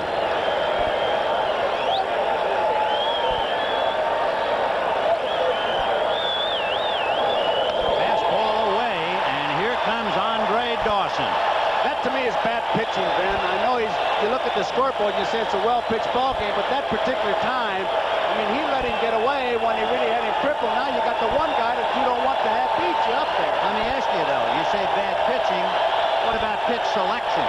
Well, that's what I'm talking about. I'm saying that slow curveball. I second-guessed that one. I didn't see it when he got him 1 ball and 2 strikes, 1 fastball. He threw 3 curveballs. And if you're going to make somebody hit the ball out in the zone, it would be Dawson, not Grace. Well, that's the first walk given up by Fernandez, and here is Andre. Flied to right and struck out, 0 for 2. So the Mets are leading 2-1. Cubs at first and third. Dawson followed by Vance Law.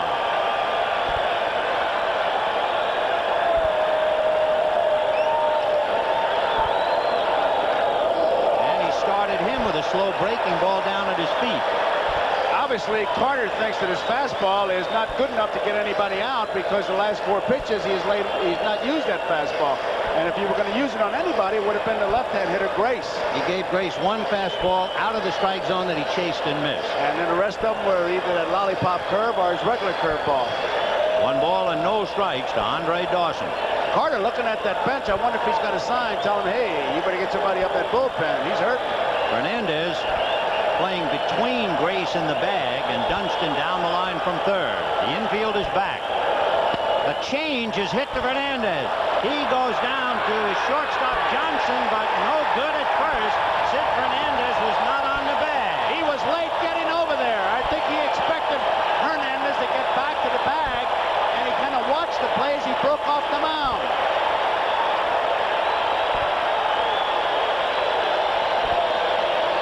What a pitch to make.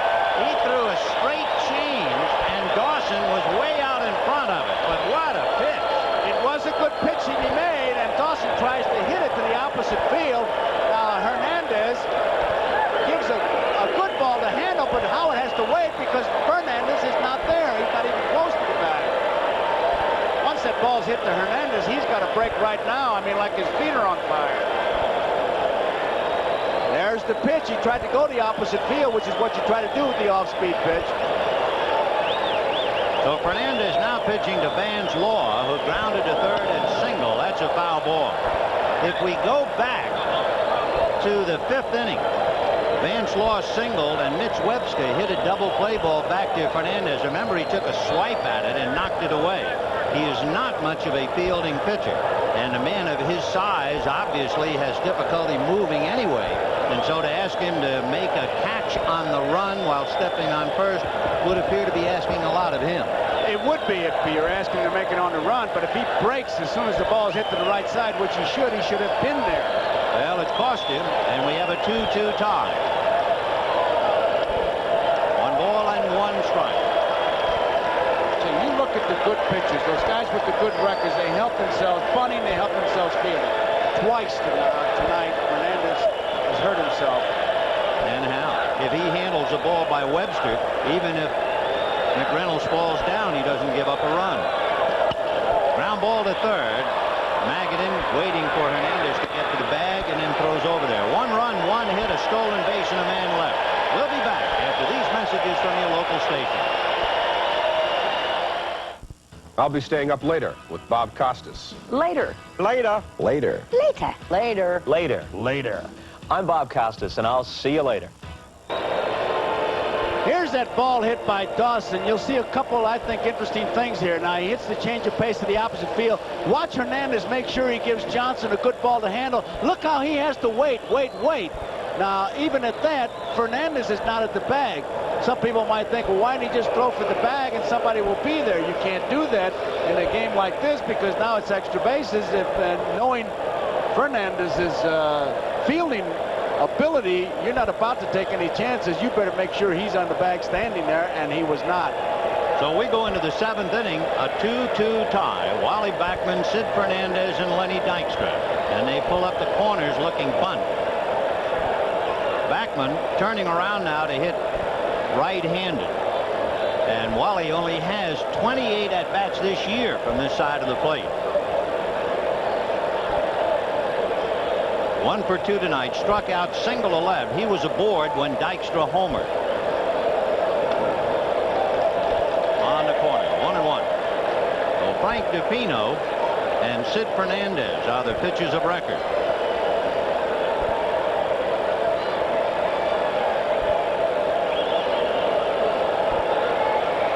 We're in the 7th in a 2-2 tie. Chopper to the hole. Dunston backhands, tries to set, throws, high throw, got it in. Oh, what a play he made. And he seemed to point the finger at Mark Grace, who had enough confidence in himself to go up off the bag and find that bag coming down. I'll tell you, you watch this throw, it's deep in the hole, and he gets a lot on it.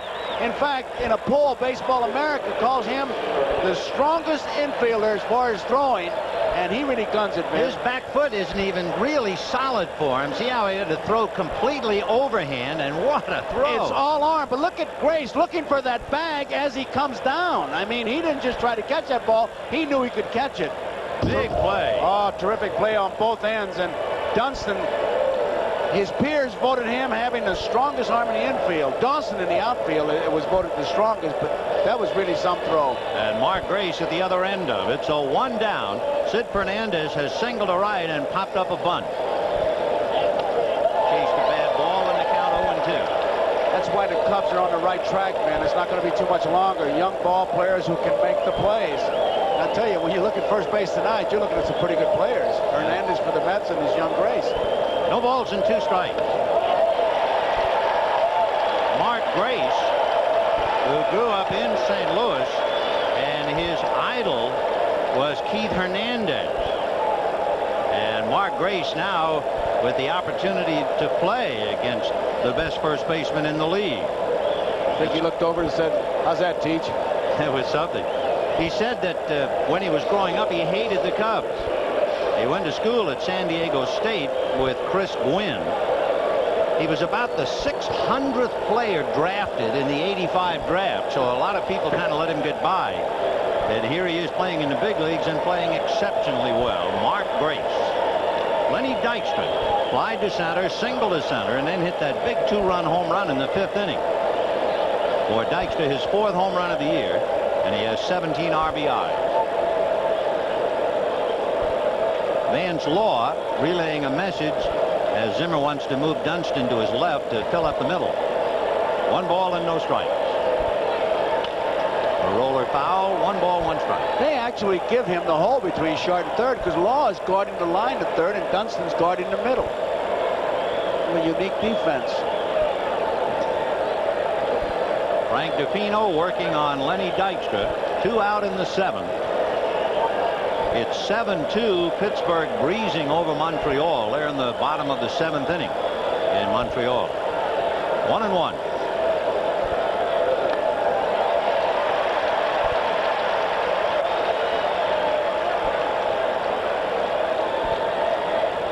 In the American League, to bring you up to date, Toronto leading the Yankees. The Red Sox lost the first game of the doubleheader. Texas has turned it around on Detroit. Minnesota, Cleveland tied, and Baltimore leading Kansas City.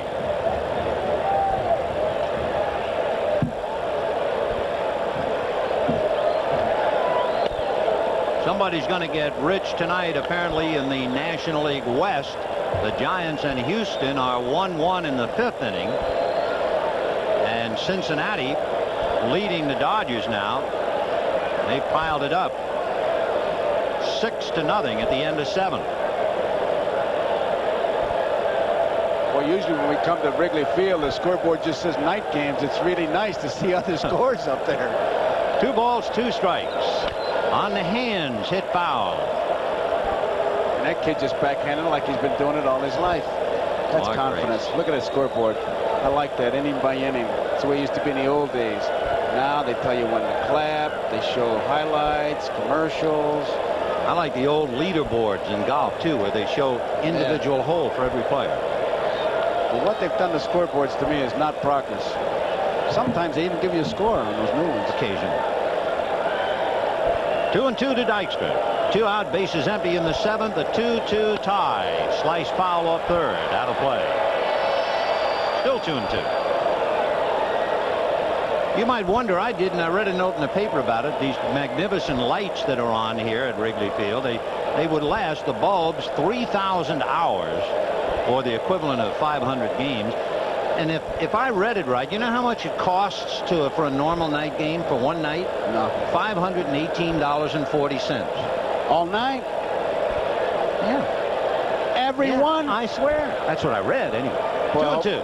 I hope my wife is listening. You turn on every light in the house. It's a bargain.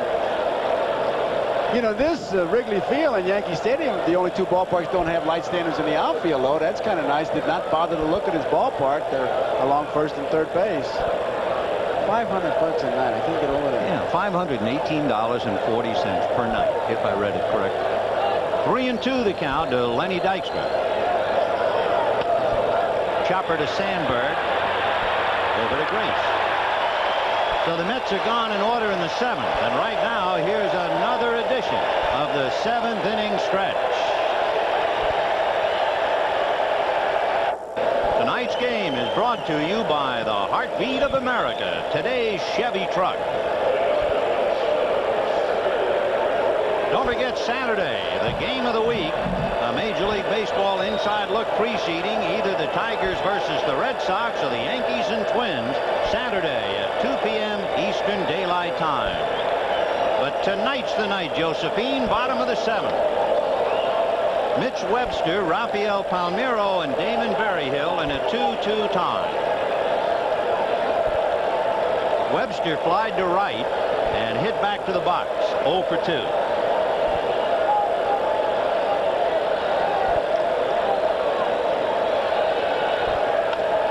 Fastball fouled away. Down in the Chicago bullpen, left-hander Pat Perry begins to loosen up behind DePino. The only 2 left-handers in the pen. I snicker, Vin, because when you said Pat Perry, it reminded me he hit a home run, and boy, that really burned Sutcliffe. They took Sutcliffe off the extra men hitting and put Perry on. 1-1. Foul back, yes, but Sutcliffe stole home. Oh, that's right, yes. He's able to say, hey, I'm the first pitcher to do this in what? Hippo Vaughn? Hippo Vaughn. 1-2 the count. Mitch Webster, Rafael Palmeiro, Damon Berryhill, and then we'll see about a possible hitter for Frank DePino. Sid Fernandez trying to win his 7th. He is 6-9, but the Cubs have beaten him twice this year already. Got him. Fastball on the outside corner. I'll tell you, that fastball he threw right there makes me wonder about the pitch selection in that previous inning. That's 5 strikeouts for Sid Fernandez. We can take another look at that express. And he not only throws it fairly hard, he's got it in a good spot. There was nothing Webster could do. This is a weak ground ball if he hits it, I'll tell you, right on that outside corner. So the batter is Rafael Palmeiro, who grounded to the right side and then hit that fly ball over the head of McReynolds, who went back to get it, tried to turn, and fell down. And a base hit to right field.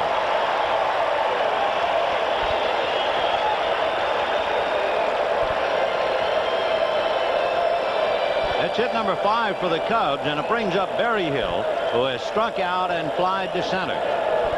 Boy, you can bet me that it's just a matter of when. Gary Carter checking with his bench, because you've got a double play man up to Berryhill. You're going to have to start that runner. Jody Davis is out on deck to bat for Frank DePino as Berryhill checks in. There's Jody.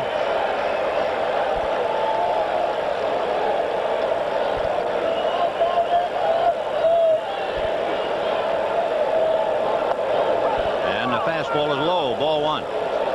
Rafael Palmeiro, standing over at first, has stolen 7 out of 8.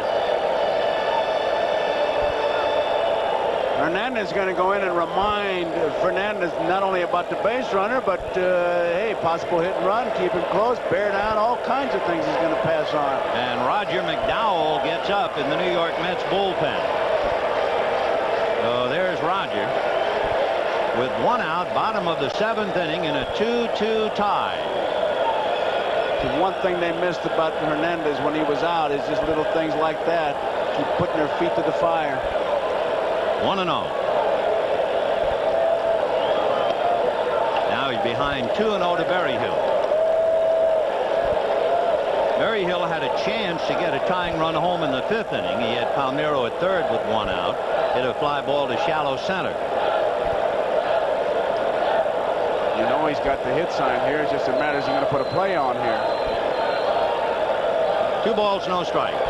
Backman and Johnson squared away around second, and the ball hit foul down the right field line, back into the seats, out of play, and the count 2-1. All night long, Vin, this has been the count where they've been taken off. Let's see what happens on this one. Cartier flashing signs. He got his instructions from Zimmer. Berryhill, who's only played in 50 games, has grounded into 6 double plays. He has struck out more than 20% of the time.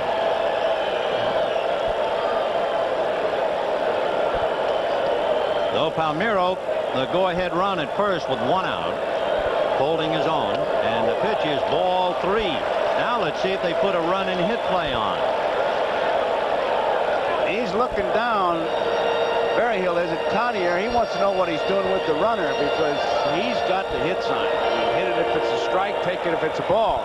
And Berryhill has only walked 5 times this year. 3-1.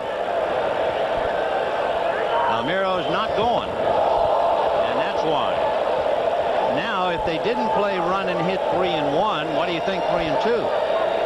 Well, that strikeout ratio, it's a judgment call on Zimmer's part. He's going to forget about percentages. It's got to be a gut reaction. If I'm managing, I run him right now. Again, he has only walked 5 times, hit into 6 double plays, and strikes out over 20% of the time. He'll drive Palmeiro back. He is a good base runner, so if you need a jump, he's a pretty good man to get it. He's stolen 7 out of 8. What would you do? I think so.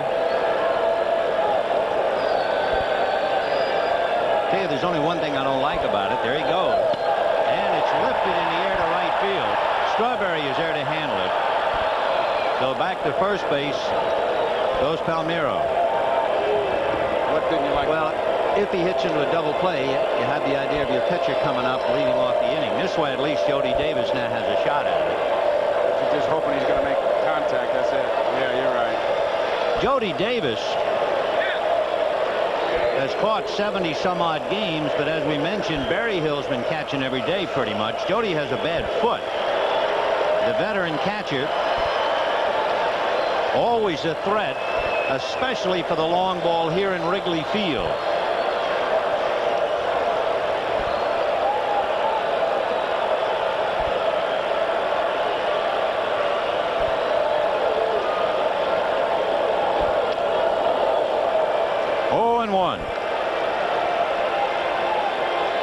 Jody doesn't have a pinch hit home run this year. Last year, he hit a home run against every team in the league. However, last year also marked the first time he had more home runs on the road than he did at home. Basically, throughout his career, he's hit most of his home runs right here at Wrigley. 0-1 to Jody Davis, batting for Frank DiPino. The second pinch hitter. Manny Trio struck out in the 5th inning. And we'll see Pat Perry pitching to the Mets in the 8th. Sid Fernandez trying to get out of it here in the 7th. No balls, 1 strike. 1-1.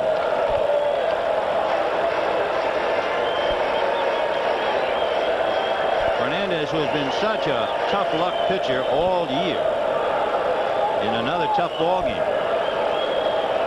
What did we say? 13 of his starts. 13 of 21. The Mets got 3 or less. He really has to work. Funny how that is, isn't it? How some pitchers just seem never to get a lot of runs, and then other guys throw their glove out and they get a 4-run lead in the 1st. 1 ball, 1 strike.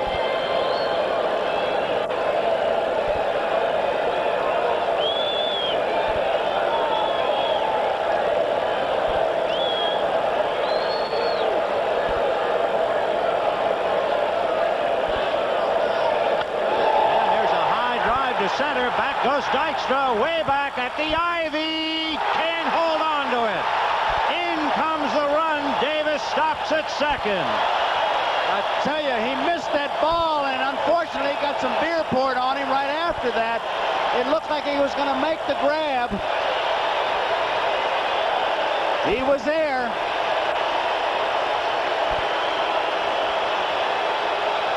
What a great effort by Lenny Dykstra to go high up into the ivy. He got his glove on the ball, but he couldn't hold it. And he got a soaking. You can see him. He gets back there in good shape. You see him look, and now he's on a warning track. Gives it a leap. It was in his glove. It's certainly a catchable ball. And there you see the beer coming down. And for tough luck, Sid Fernandez, this is the play that takes him out of the game. It hit him right in the glove. It was a catchable ball. So as Dykstra scrambled on the grass, we're scrambling at Wrigley, and the Cubs are leading the Mets 3-2. Talking about what a tough luck pitcher, I think this reaction on the ball hit by Jody Davis, Fernandez says it all. It was catchable. He looks at it. He doesn't know what to do. Just doesn't know what to do or say. So Sid Fernandez runs out of luck again. Remember, he had his left fielder fall down on a catchable fly ball. He has his center fielder drop a catchable fly ball. And the Cubs are leading him 3-2. Dykstra and Kevin McReynolds have hurt him dearly. And Sid alone with some very troubled thoughts right now, as Sean Dunston is the batter and Darren Jackson is the runner for Jody Davis, ball one. And when you think about it, Don Zimmer is really gambling. There's only 2 innings left, but still there are 2 innings. His emergency catcher is Manny Trio, and he hit in the 5th inning. Now Jody Davis just batted, and he ran for Jody. So he has Damon Berryhill or nobody. Get the telling catch with one hand, pal. Keep that meat hand out of there.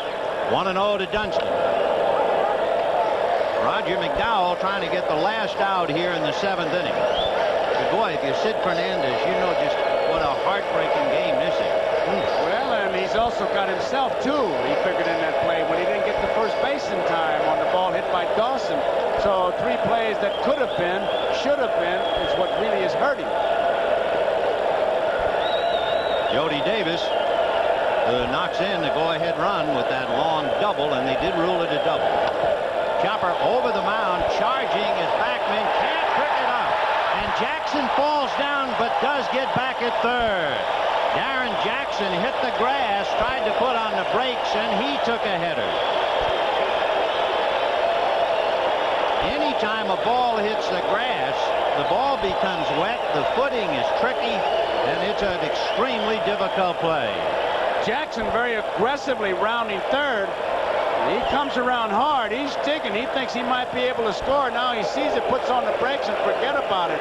You need radial shoes tonight when you get on that grass. And that will be an infield single on the slow roller to Wally Backman.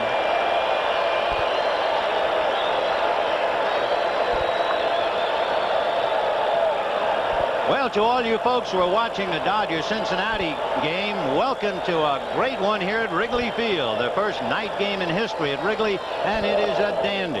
The pitch to Ryne Sandberg is ball one. Sean Dunston at first. Darren Jackson is at third. The tie-breaking run has just scored. After a leaping catch by Lenny Dykstra, the ball came out of his glove as he tried to catch a long drive by Jody Davis. The Mets had left fielder Kevin McReynolds slip and fall down on a ball that gave Vance Law a run and a triple to Palmeiro. So you're looking at a very unhappy and unlucky left-hander, Sid Fernandez. 1-1 the count to Sandberg.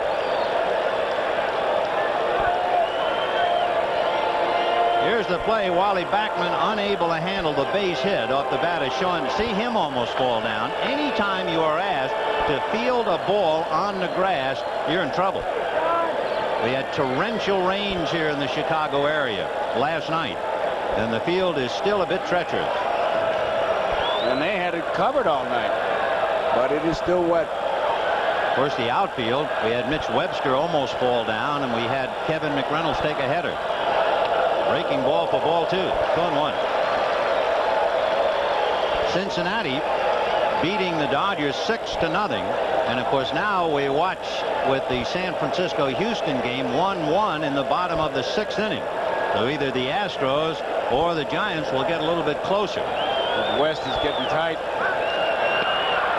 Meanwhile, Dunston trying to put a little heat on McDowell. Sean Dunston has stolen 15 out of 22, and then he stole his 16th base in the 6th inning. 2 out. A run over. The Cubs have scored a run in each of the last 3 innings. There goes Dunston. Big chopper into the hole. Base hit to left field. In comes Jackson. Dunston to third. 4-2 Chicago.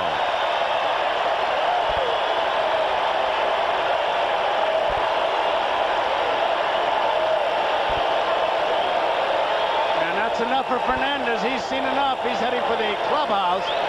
As Sandberg comes through with the big base hit, Dunston a straight steal play, and Sandberg's ball just finds the hole. So Fernandez is unlucky even when he's not pitching. Here it is now. It's just right in the hole. You couldn't have placed it any better than that. Howard Johnson, good try, can't get it. Dunston ends up at third. Still 2 out. 4-2 Chicago, and Mark Grace, a big rip and a foul, 0-1. Terry Leach is down in the Mets bullpen. There's Terry heating up. when the Mets come up in the 8th inning. They have Howard Johnson, Keith Hernandez, and Darryl Strawberry. Meanwhile, Montreal has come back into that game with Pittsburgh. It is 7-5 in favor of Pittsburgh at the end of 7 innings. 0-1 to Grace. 1 ball, 1 strike. Hey, you can't take anything for granted with these Cubs. The one big change in the whole Cub thinking is they've added speed. It used to be they used to have those big home run hitters, and Zimmer will run them at any time for no other reason than to break up the infield. Anytime you got movement in the infield, you have a better chance for the base hit. And Sandberg has stolen 16 out of 21. There's a ground ball up the middle. Backman can't get it. The run is over. Sandberg goes to third. 5-2 Chicago.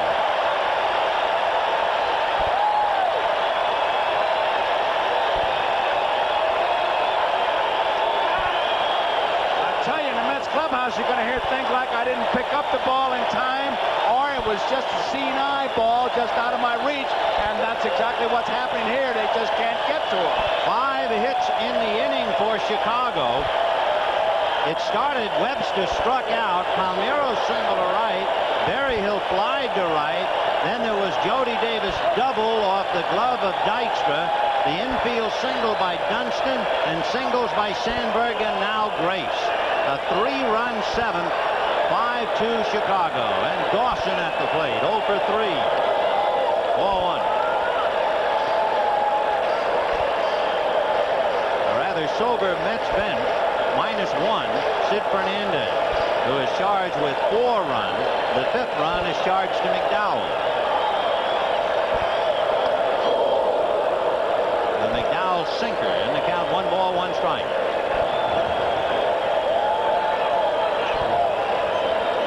Bullpen has been excellent, 18-8, and an earned run average of a little more than 2.5. 1-1. Came in on the hand, 1 and 2. To repeat, Howard Johnson, Keith Hernandez, and Darryl Strawberry due up in the 8th inning for New York.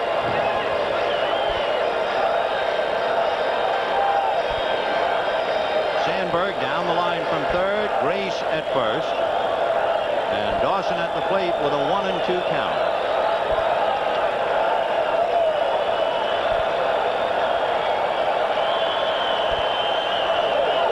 Breaking ball line to center, base hit.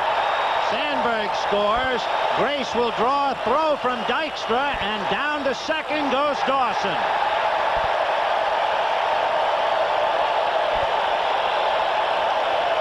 Scoring runs, but again, this whole speed thing with the Cubs, it's been first and third, and Dawson takes the extra base, and here comes Davy Johnson.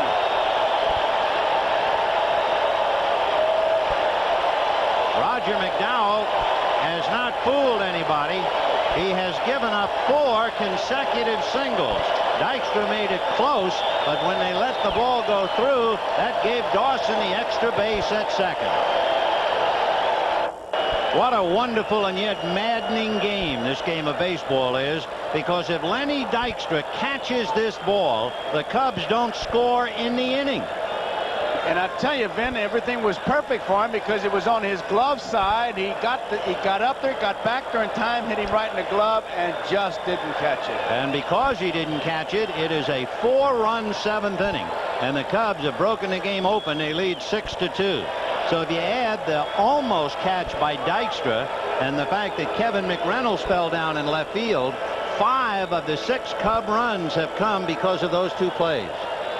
And it is 6-2 Chicago. Vance Law, the 9th man to come up in the inning, with Grace and Dawson in scoring position. Terry Leach with the count, 1 ball, 1 strike. It'll be interesting in the clubhouse because I'll guarantee you every play that's questionable will be, did you see it? Were the lights a factor? Dykstra especially. I mean, if you got bad breath in the clubhouse, did the lights cause it? I mean, it's going to be one of those nights. 1 ball and 1 strike to count.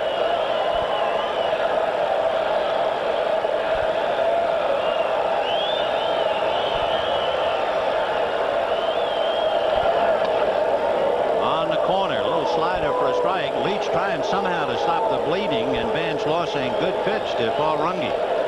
Stop the bleeding with 2 outs. The Cubs as a team 6 for 12. That's pretty good hitting. Law has grounded out, singled, and grounded out. Vance scored in the 5th inning when Kevin McReynolds fell down on the fly ball by Rafael Palmeiro. 1-2. Fly ball to center. Lenny Dykstra is there. And that's that. But that, 9 men come to the plate. 4 come home, 2 left at third. At the end of 7, 6-2 Chicago. The lights are on at Wrigley Field, and the Cubs have turned on Chicago. They're leading the Mets right now, 6-2 as we go to the 8th inning. Howard Johnson, Keith Hernandez, and Darryl Strawberry will go against left-hander Pat Perry. So Frank DePino went 2 innings, and they come right back with the other left-hander on the pen. Johnson has struck out, flied to center, and singled to left. Law plays right at the bag at third. Howard Johnson looks like he either fixed a broken car or swam here. Look at him. Swam in the dirt. Wow. Boy, if you went home as a kid like that, your mother'd really give it to you. And they ought to use that in the detergent commercial. That'd be another good thing. Take this out and have it cleaned and burned. Drive to center, going back on the ball is Webster at the ivy. It is gone. Howard Johnson takes Pat Perry into the seats, and it is Cubs 6, Mets 3. After you score the runs that the Cubs did, 4, that's not the way you want to start. That ball will come back out. I would think the bleacher bums have been throwing him back, but this one, I don't know. I don't see it coming back. Like looking for your shoe at the bottom of the closet. They want him to throw it back. I don't know.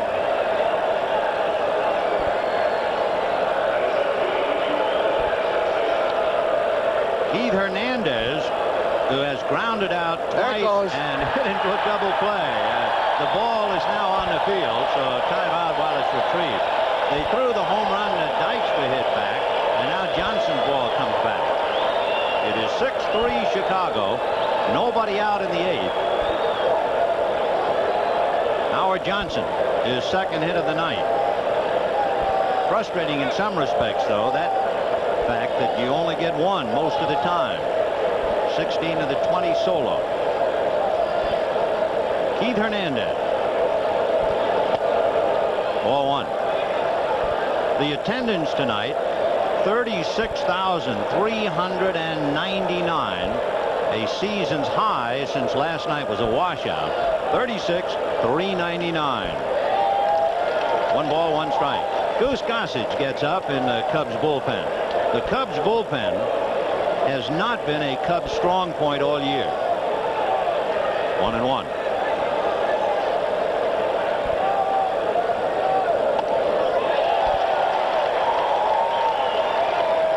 Pittsburgh has opened the gap on Montreal. They're leading Montreal 10-5 now with that big 3 in the 8th inning. Look at St. Louis, 7 runs. Fouled away. Still 1-2. You know, watching Goose warm up down that bullpen, Ben, I would believe there's a little bit of an intimidation factor to think the first night lights, are they really adjusted and the Goose is going to come in? They say he may have lost something, but I don't think a batter will be thinking that way. And I would think the hitters in the league are sighing in relief. They don't have to see him like Lee Smith late afternoon of a 3:05 game. 1-2. Fouled away upstairs. Cubs 6, Mets 3, top of the 8th inning.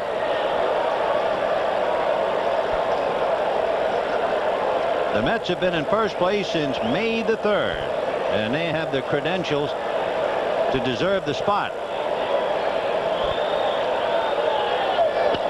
Ground ball to Grace, and Mark waves Perry away. 1 down. Time for another update. Let's go back to New York and to Gail Gardner. Thank you, Vin. With the Dodgers losing a key game in the NL West at the Astrodome, Giants' Jose Uribe loops the base hit to right center off Danny Darwin. Pinch runner Donnell Nixon scores. Giants Astros tied at 2 in the 8th. Let's go back to Vin and Joe at Wrigley. Where the Cubs leading the Mets 6-3, and Darryl Strawberry coming up. And they're starting the Darryl chant, which brings back the memories of '86 in Boston. But that's also the mark of the star, when they single you out. Biggest man in town. Yes, sir. Darryl with 14 home runs against left-handers of his 29, most in the National League. Fouled away. When you played, yes, were you aware of the crowd? Oh, yes. Constantly. I mean, Well, some not players say, constantly, but I mean, you were aware of it. Like that Darryl chant, he knows that. Sure. Well, some players that say that are just flat out lying. 1-1. How can you not know that? High foul off third, out of play. What about while the game is going on and there's a close play at second and the crowd roars? You hear that? No, that you don't hear. A tag play at the plate, the screaming and all that. You don't hear that. Only your own. 1-2 to Darryl Strawberry.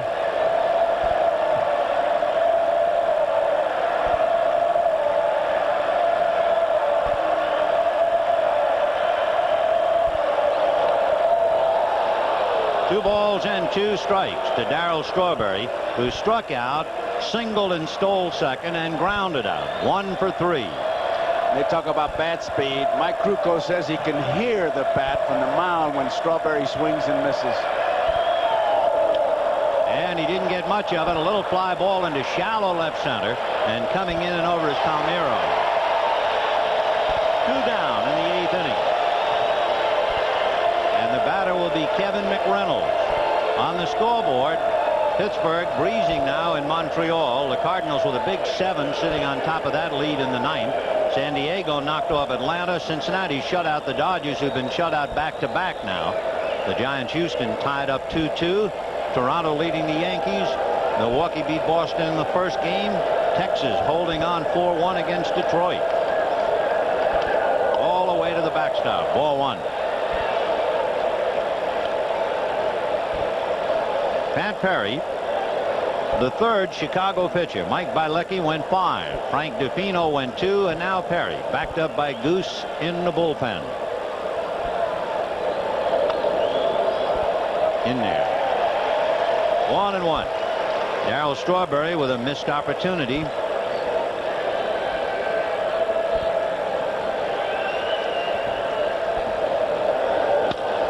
High fly ball into right center. It's playable, and Andre Dawson is there. That's it. In the 8th inning, 1 run, 1 hit, nobody left. At the end of 7 1/2, 6-3 Chicago.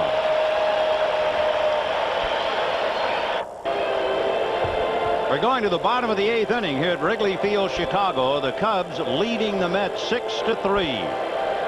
Good time for Webster to try to beat out a bunt, man. They're not looking for it at all. And Webster 0 for 3. Takes ball 1. The Mets make 1 change. Tim Tuffle is at second base, taking over for Wally Backman. And Tuffle would bat third when the Mets hit in the 9th. 1-1 to Webster. He didn't realize it at the time early in the game in the first inning. He slipped but stayed on his feet and made the catch. But that was an insight into some of the play that occurred tonight. You remember when Tom Seaver was pitching, how they used to always say that if he was pitching right, he would dirty up his right knee? Terry Leach is the same way. He's got a dirt spot right on that right knee. It's a good indication that, hey, he's doing it right. Kind of a submarine style pitcher anyway. 3-1 to count. There it is. In fact, he's wearing a pad to protect himself.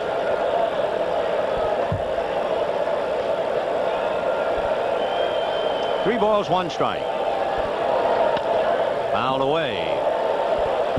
I don't think David Cohn is back up on the top step again. Not since early in the game. Lee Mazzilli has taken his role. Here's that delivery. Watch that right knee, how low he gets it. He scrapes the ground with it. There it is, right there. Bounces on it. I remember an expression a Scotch caddy told me once about curtsy to the hole, meaning use your legs. He's curtsying to the plate. And down goes Mitch Webster. 1 out in the 8th. Friends, this telecast is presented by authority of Major League Baseball. May not be reproduced or retransmitted in any form without the express written consent of Major League Baseball. 1 down in the 8th. And Rafael Palmeiro grounded to second, hit a fly ball to left that normally Kevin McReynolds would catch. But in the wet underfooting, McReynolds slipped and fell down, and it gave the Cubs a run in the 5th inning. Then the last time up, he had the first of a half a dozen Cubs hits in the 7th inning when he singled sharply to right. So they had 6 hits in the inning, and they had 5 hits with 2 out in the 7th. Off speed, and he popped it in the air foul. Keith Hernandez coming over, hoping the ball will come back. Fights the crowd, can't get it. The fan did, however. He could have made that play, but anytime that ball's in the stands, then the fan can't catch it. But if the fan would reach over, then the umpire. Now watch, that ball is in the stands. He's right there. He can make that play, but the fan is doing the right thing by trying to catch it. You see, Keith tried to get up on that camp chair, and the chair tilted over. He couldn't look to get his balance. I think he might have caught it if he was able to get up on that chair. He'd have had a tough time with those Cubby fans over there, but if they'd have reached over, then that's the fan interference. Charlie Williams right there on top of the play. 0-2 to Ralph Palmeiro. Fouled away. You know, that pitch he hit, Ben, is really a tough one to lay off of because it's that high rising submarine American Legion roundhouse job. Big changeup, and Palmeiro wound up on it. It keeps coming up and rising. I guess you do have a tendency to hit under that. Oh, most of the time. Yeah. 1-2. To look ahead, in the 9th inning, the Mets will have Gary Carter, Dave Magadan, and Tim Tuffle against left-hander Pat Perry, with Gossage heating back up. 1-2. Lined over the head of Hernandez and down the line for the hit. Strawberry up with the ball, Palmeiro holding, so Ralph is 3 for 4. That was that slow let-up pitch. He got it up high, and this time Palmeiro was waiting for it and kind of tommy-hawked it down. He's got a good cut at this one. It's high. Now watch this swing. It's right on top of it. He hits it hard. Palmeiro, who extended his hitting streak to 18, has 3 hits and 4 at-bats. Damon Berryhill and Jerry Mumphrey is out on deck. Strike. So with the right-hand hitters, Carter and Tuffle due up. Looks like they're going to lift Perry. Counter with Goose Gossage. 0-1.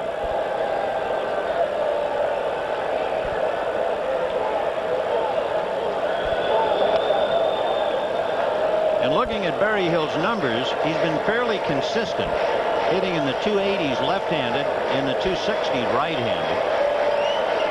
Both of his home runs have been hit as a left-handed batter. 1-1.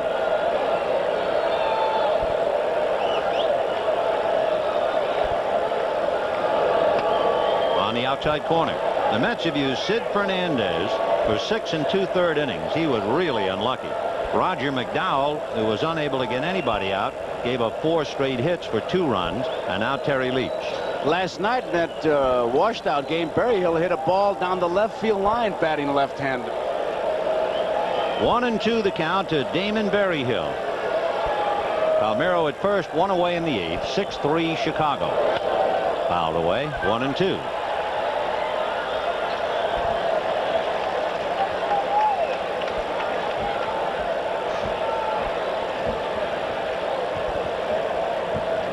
This is the first game of the series.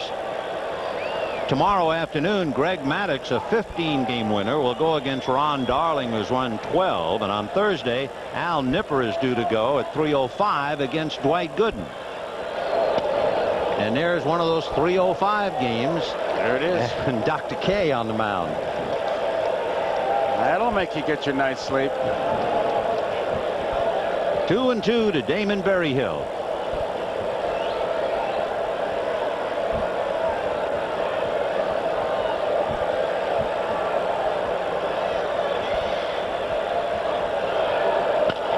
Big chopper over the head of Hernandez and into right field, but Tuffle runs it down.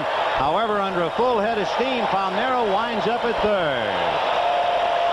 Palmeiro never did hesitate. Tuffle really hustling after that ball. He tried to get it back in the infield as soon as he could because he couldn't get much on his throw. He was off balance when he came up with the ball.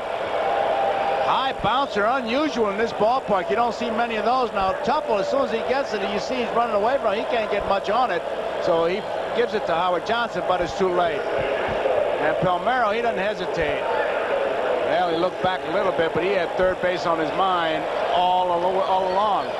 Now Jerry Mumphrey, a switch hitter coming up with runners at first and third and one out, and the Cubs leading 6-3. Mumphrey hitting only 145, all of it from the left side. He hadn't had an at-bat right-handed. Ball one.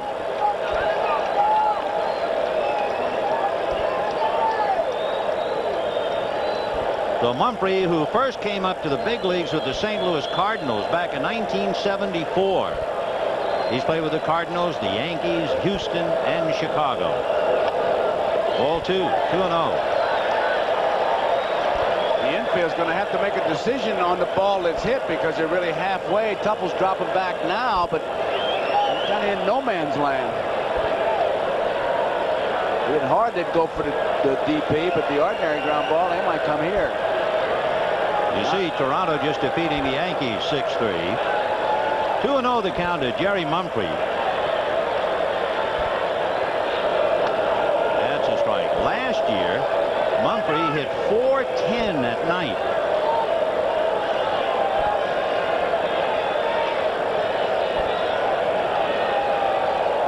Texas making life miserable for Detroit. They're conscious of the fact the Red Sox lost the first game of a doubleheader and the Yankees lost. But Texas leading Detroit. That's a strike. And for Houston, leading the Giants 3-2. If Houston hangs on, they would be a half a game out of first place in the National League West since the Dodgers lost. Don Zimmer, meanwhile, trying to hold on to and increase a 6-3 lead. Terry Leach working hard here in the 8th inning. Palmeiro at third, Berryhill at first, one out, 2-2 to number 22, Jerry Mumphrey. Got him. In a spot like that, managers just don't like that kind of a swing. He tried to fight it off, chase the bad ball. The thing that is killing Mumphrey as a pinch hitter, he has 4 hits in 40 at-bats. And that was out of the strike zone. He took 2 strikes and then took a swing at that one in a real clutch spot. So a somewhat downcast Jerry Mumphrey back into the dugout. And the batter is Sean Dunston. Lined out, hit back to the box, single to left, and hit that slow roller that Backman was unable to handle in the 7th inning. Hard to get 2 called strikes on this fella. He hits the first pitch at chopper third. Magadan on the run. Gets him, and the inning is over. No runs, 2 hits, and 2 left. For the Mets, it'll be Carter, Magadan, and Tuffle due up in the 9th. We go to the 9th inning here at Wrigley Field, Chicago. The night of nights and the night of lights for the home club. And so far, they're making the most of it, leading 6-3. Goose Gossage to Gary Carter. 1-1. Do you think the first pitch might be a changeup from Goose? He really reared back and pumped that one. Gossage, a mainstay of the pen with those 11 saves. And Gary Carter 0 for 2 with a walk. 6-3 Chicago, 9th inning. 1 ball and 1 strike.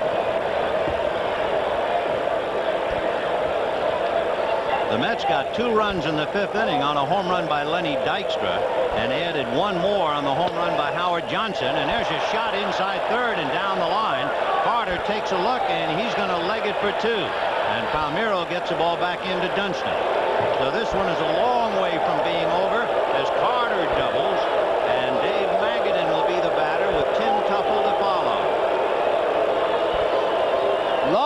guarding the line, and it just gets right by him. It's just, I'm sure they just felt that Carter could not pull Goose Gossage that much, but obviously he could, because there he is at second base.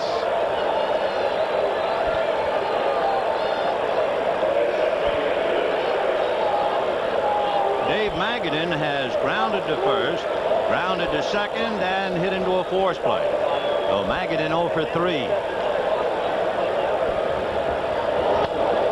0-1. Goose had to relearn how to come set, because he's one of those guys that hardly stopped, and the balk ever present, the threat of the balk. 1-0 the count to Dave Magadan, and now make it 2-0. That's the new strike zone right there. That ball looked like it was a strike, but too high. And this crowd a little bit uneasy and a little restless, and they're going to get somebody else up down in the bullpen for the Cubs. The count is strike 2-1.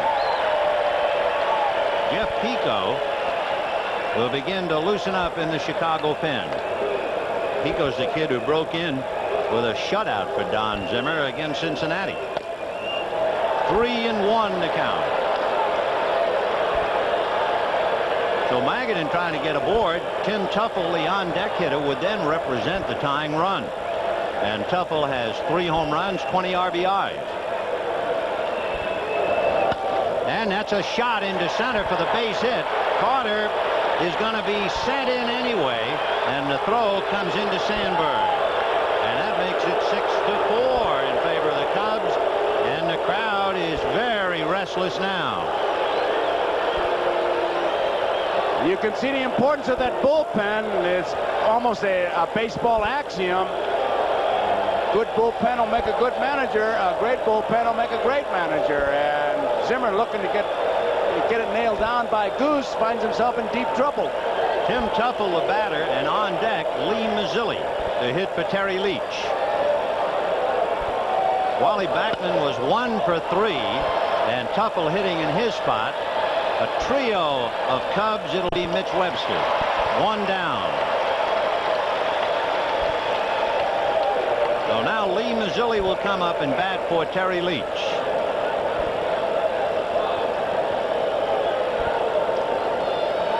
Mazzilli hitting 154. However, he is a much better pinch hitter.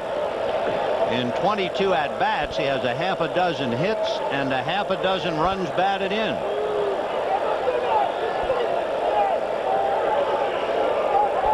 A reminder, stay tuned following local news for The Tonight Show starring Johnny Carson and Late Night with David Letterman, except on the West Coast and most Mountain Time Zone stations, where they will be seen at their regular time.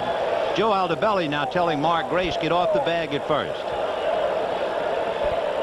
Pretty obvious. The big run is in the batter's box. That's the one you worry about. Get that hitter.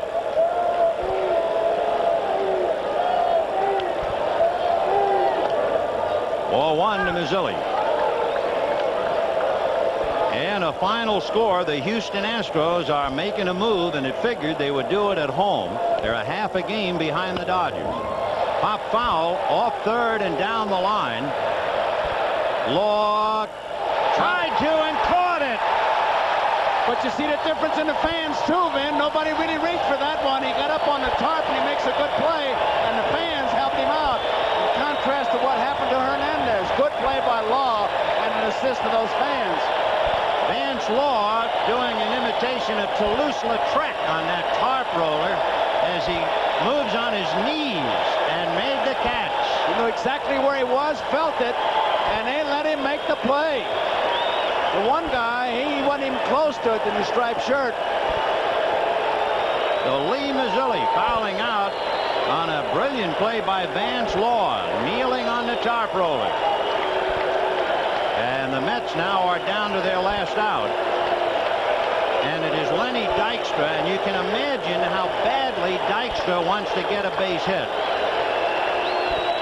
They poured beer on him when he went down on hands and knees after missing that ball. That was the key to the 7th inning. In fact, I'm sure he had to change his shirt. They drowned him when he was down with beer. And keep in mind that they cut off the beer sales here in the 7th inning, so that guy was saving it. And the guy was toasting him. Yes, he was.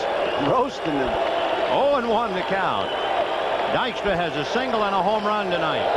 Now back 0-2. And this crowd on its feet now, 36,399 who are on hand to see the first night game in the history of Wrigley Field.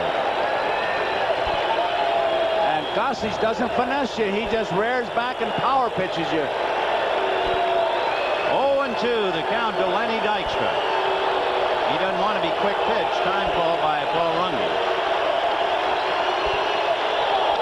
And there's a one-hopper flagged by Sandberg to Dunston.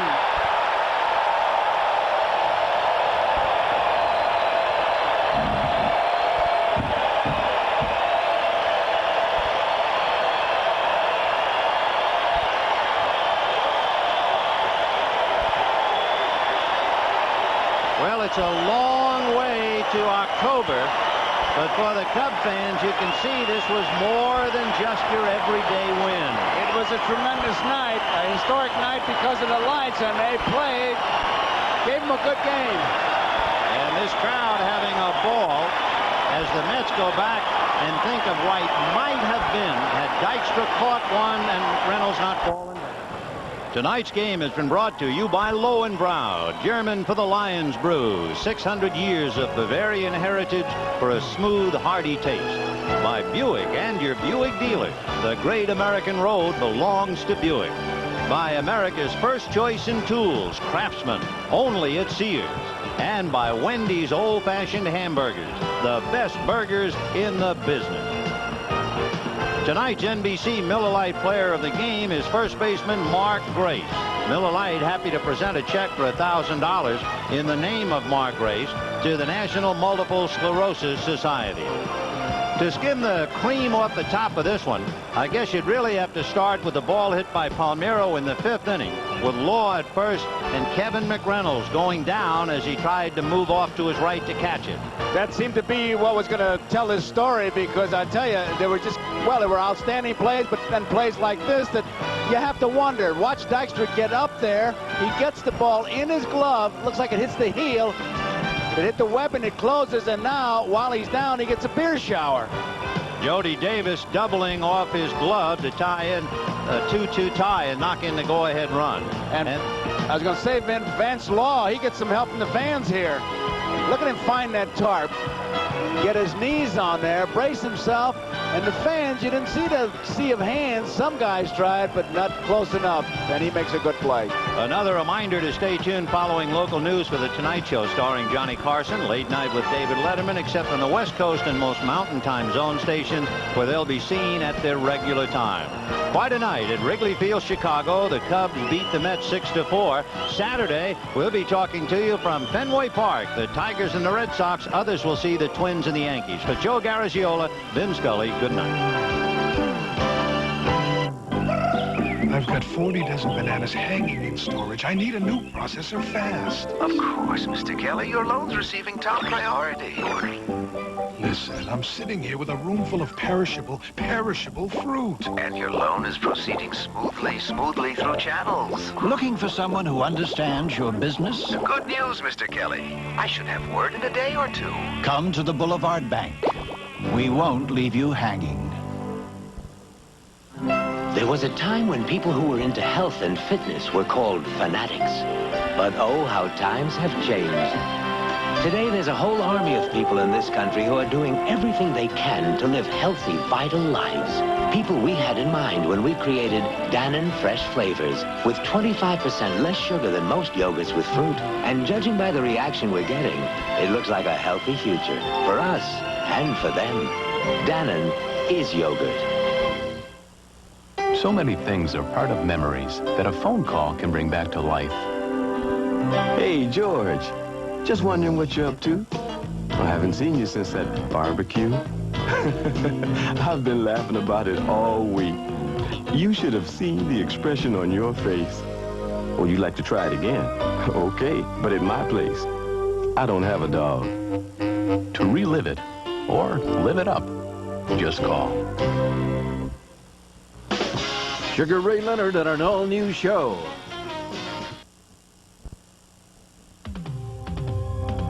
Live on Channel 5. This is the 10 o'clock news with Ron Majors and Carol Marine, John Coleman with weather, and Mark G. and Greco with sports.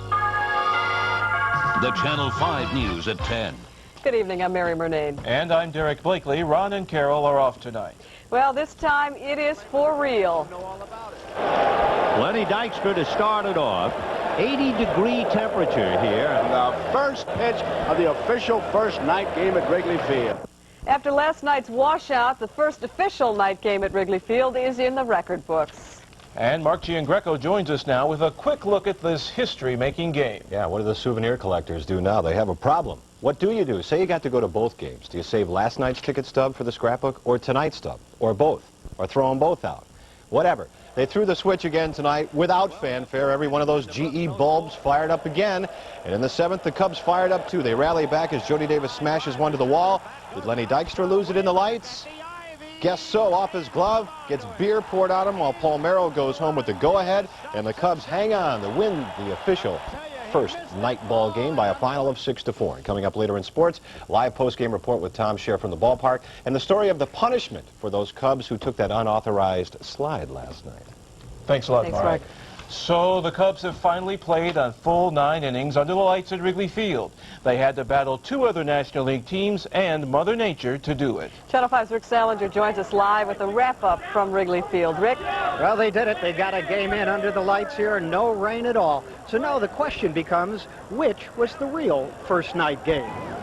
They lined up early, many claiming, after all, this is now really opening night. Tonight's the night, man. Win 5 innings, it would have been the first game, but I mean, I think it should go 5 innings. It's got to be a whole game to be the first night game. Tonight, the hoopla was missing. The lights went on without introduction. And it wasn't Billy Williams or Ernie Banks throwing out the first ball, but a Tribune Company executive, Joe Sobek. 86-year-old admitted bleacher bum Carmela Hartigan was here last night and tonight. Which is the first night game, last night or tonight? Well, I don't know. To me, it was last night. But we got 2 to the prize of 1, so I say tonight also. Yesterday, night baseball came to Wrigley Field with a bang of thunder, a bolt of lightning, and a curtain of rain. The Cubs slid into history, but by the bottom of the 4th inning, it was all over. Does Mother Nature really oppose night baseball? She really did a job on us. I know where we live, we only got a 1/4 of an inch, and I also heard that on the south side, it didn't rain until 9:30, so it seemed like we got the eye of the storm right here at Wrigley Field. State Representative Ellis Levin is demanding the Cubs halt their night games at 10 p.m. because he claims the law requires it. Noise pollution law, which passed in 1982, specifically to deal with this area. The Cubs say they'll comply by simply turning the organ off at 10. And oh yes, will the last one to leave the ballpark please turn out the lights? And I guess that should happen very shortly. And when it does, it will make the neighbors around Wrigley Field very happy. Rich Samuels is live with that part of the story. Rich? Well, Rick, some happy fans in Wrigleyville tonight, but some residents who aren't that happy. They have been watching this phenomenon with great interest, but how they feel about what they have found depends on whom you talk to. Day 2 of baseball under the lights on the north side, and the reaction's mixed. It's been going good. Some can handle it. It's, I think, been worse than people expected. Others can't. And police are now the issue. At least 200 of them assigned to the area, ticketing cars, supervising the towing of cars, an expensive proposition. What's going to cost when you get one of these back? 100,000. 105. Take the fees of the master charge now? Yes, sir.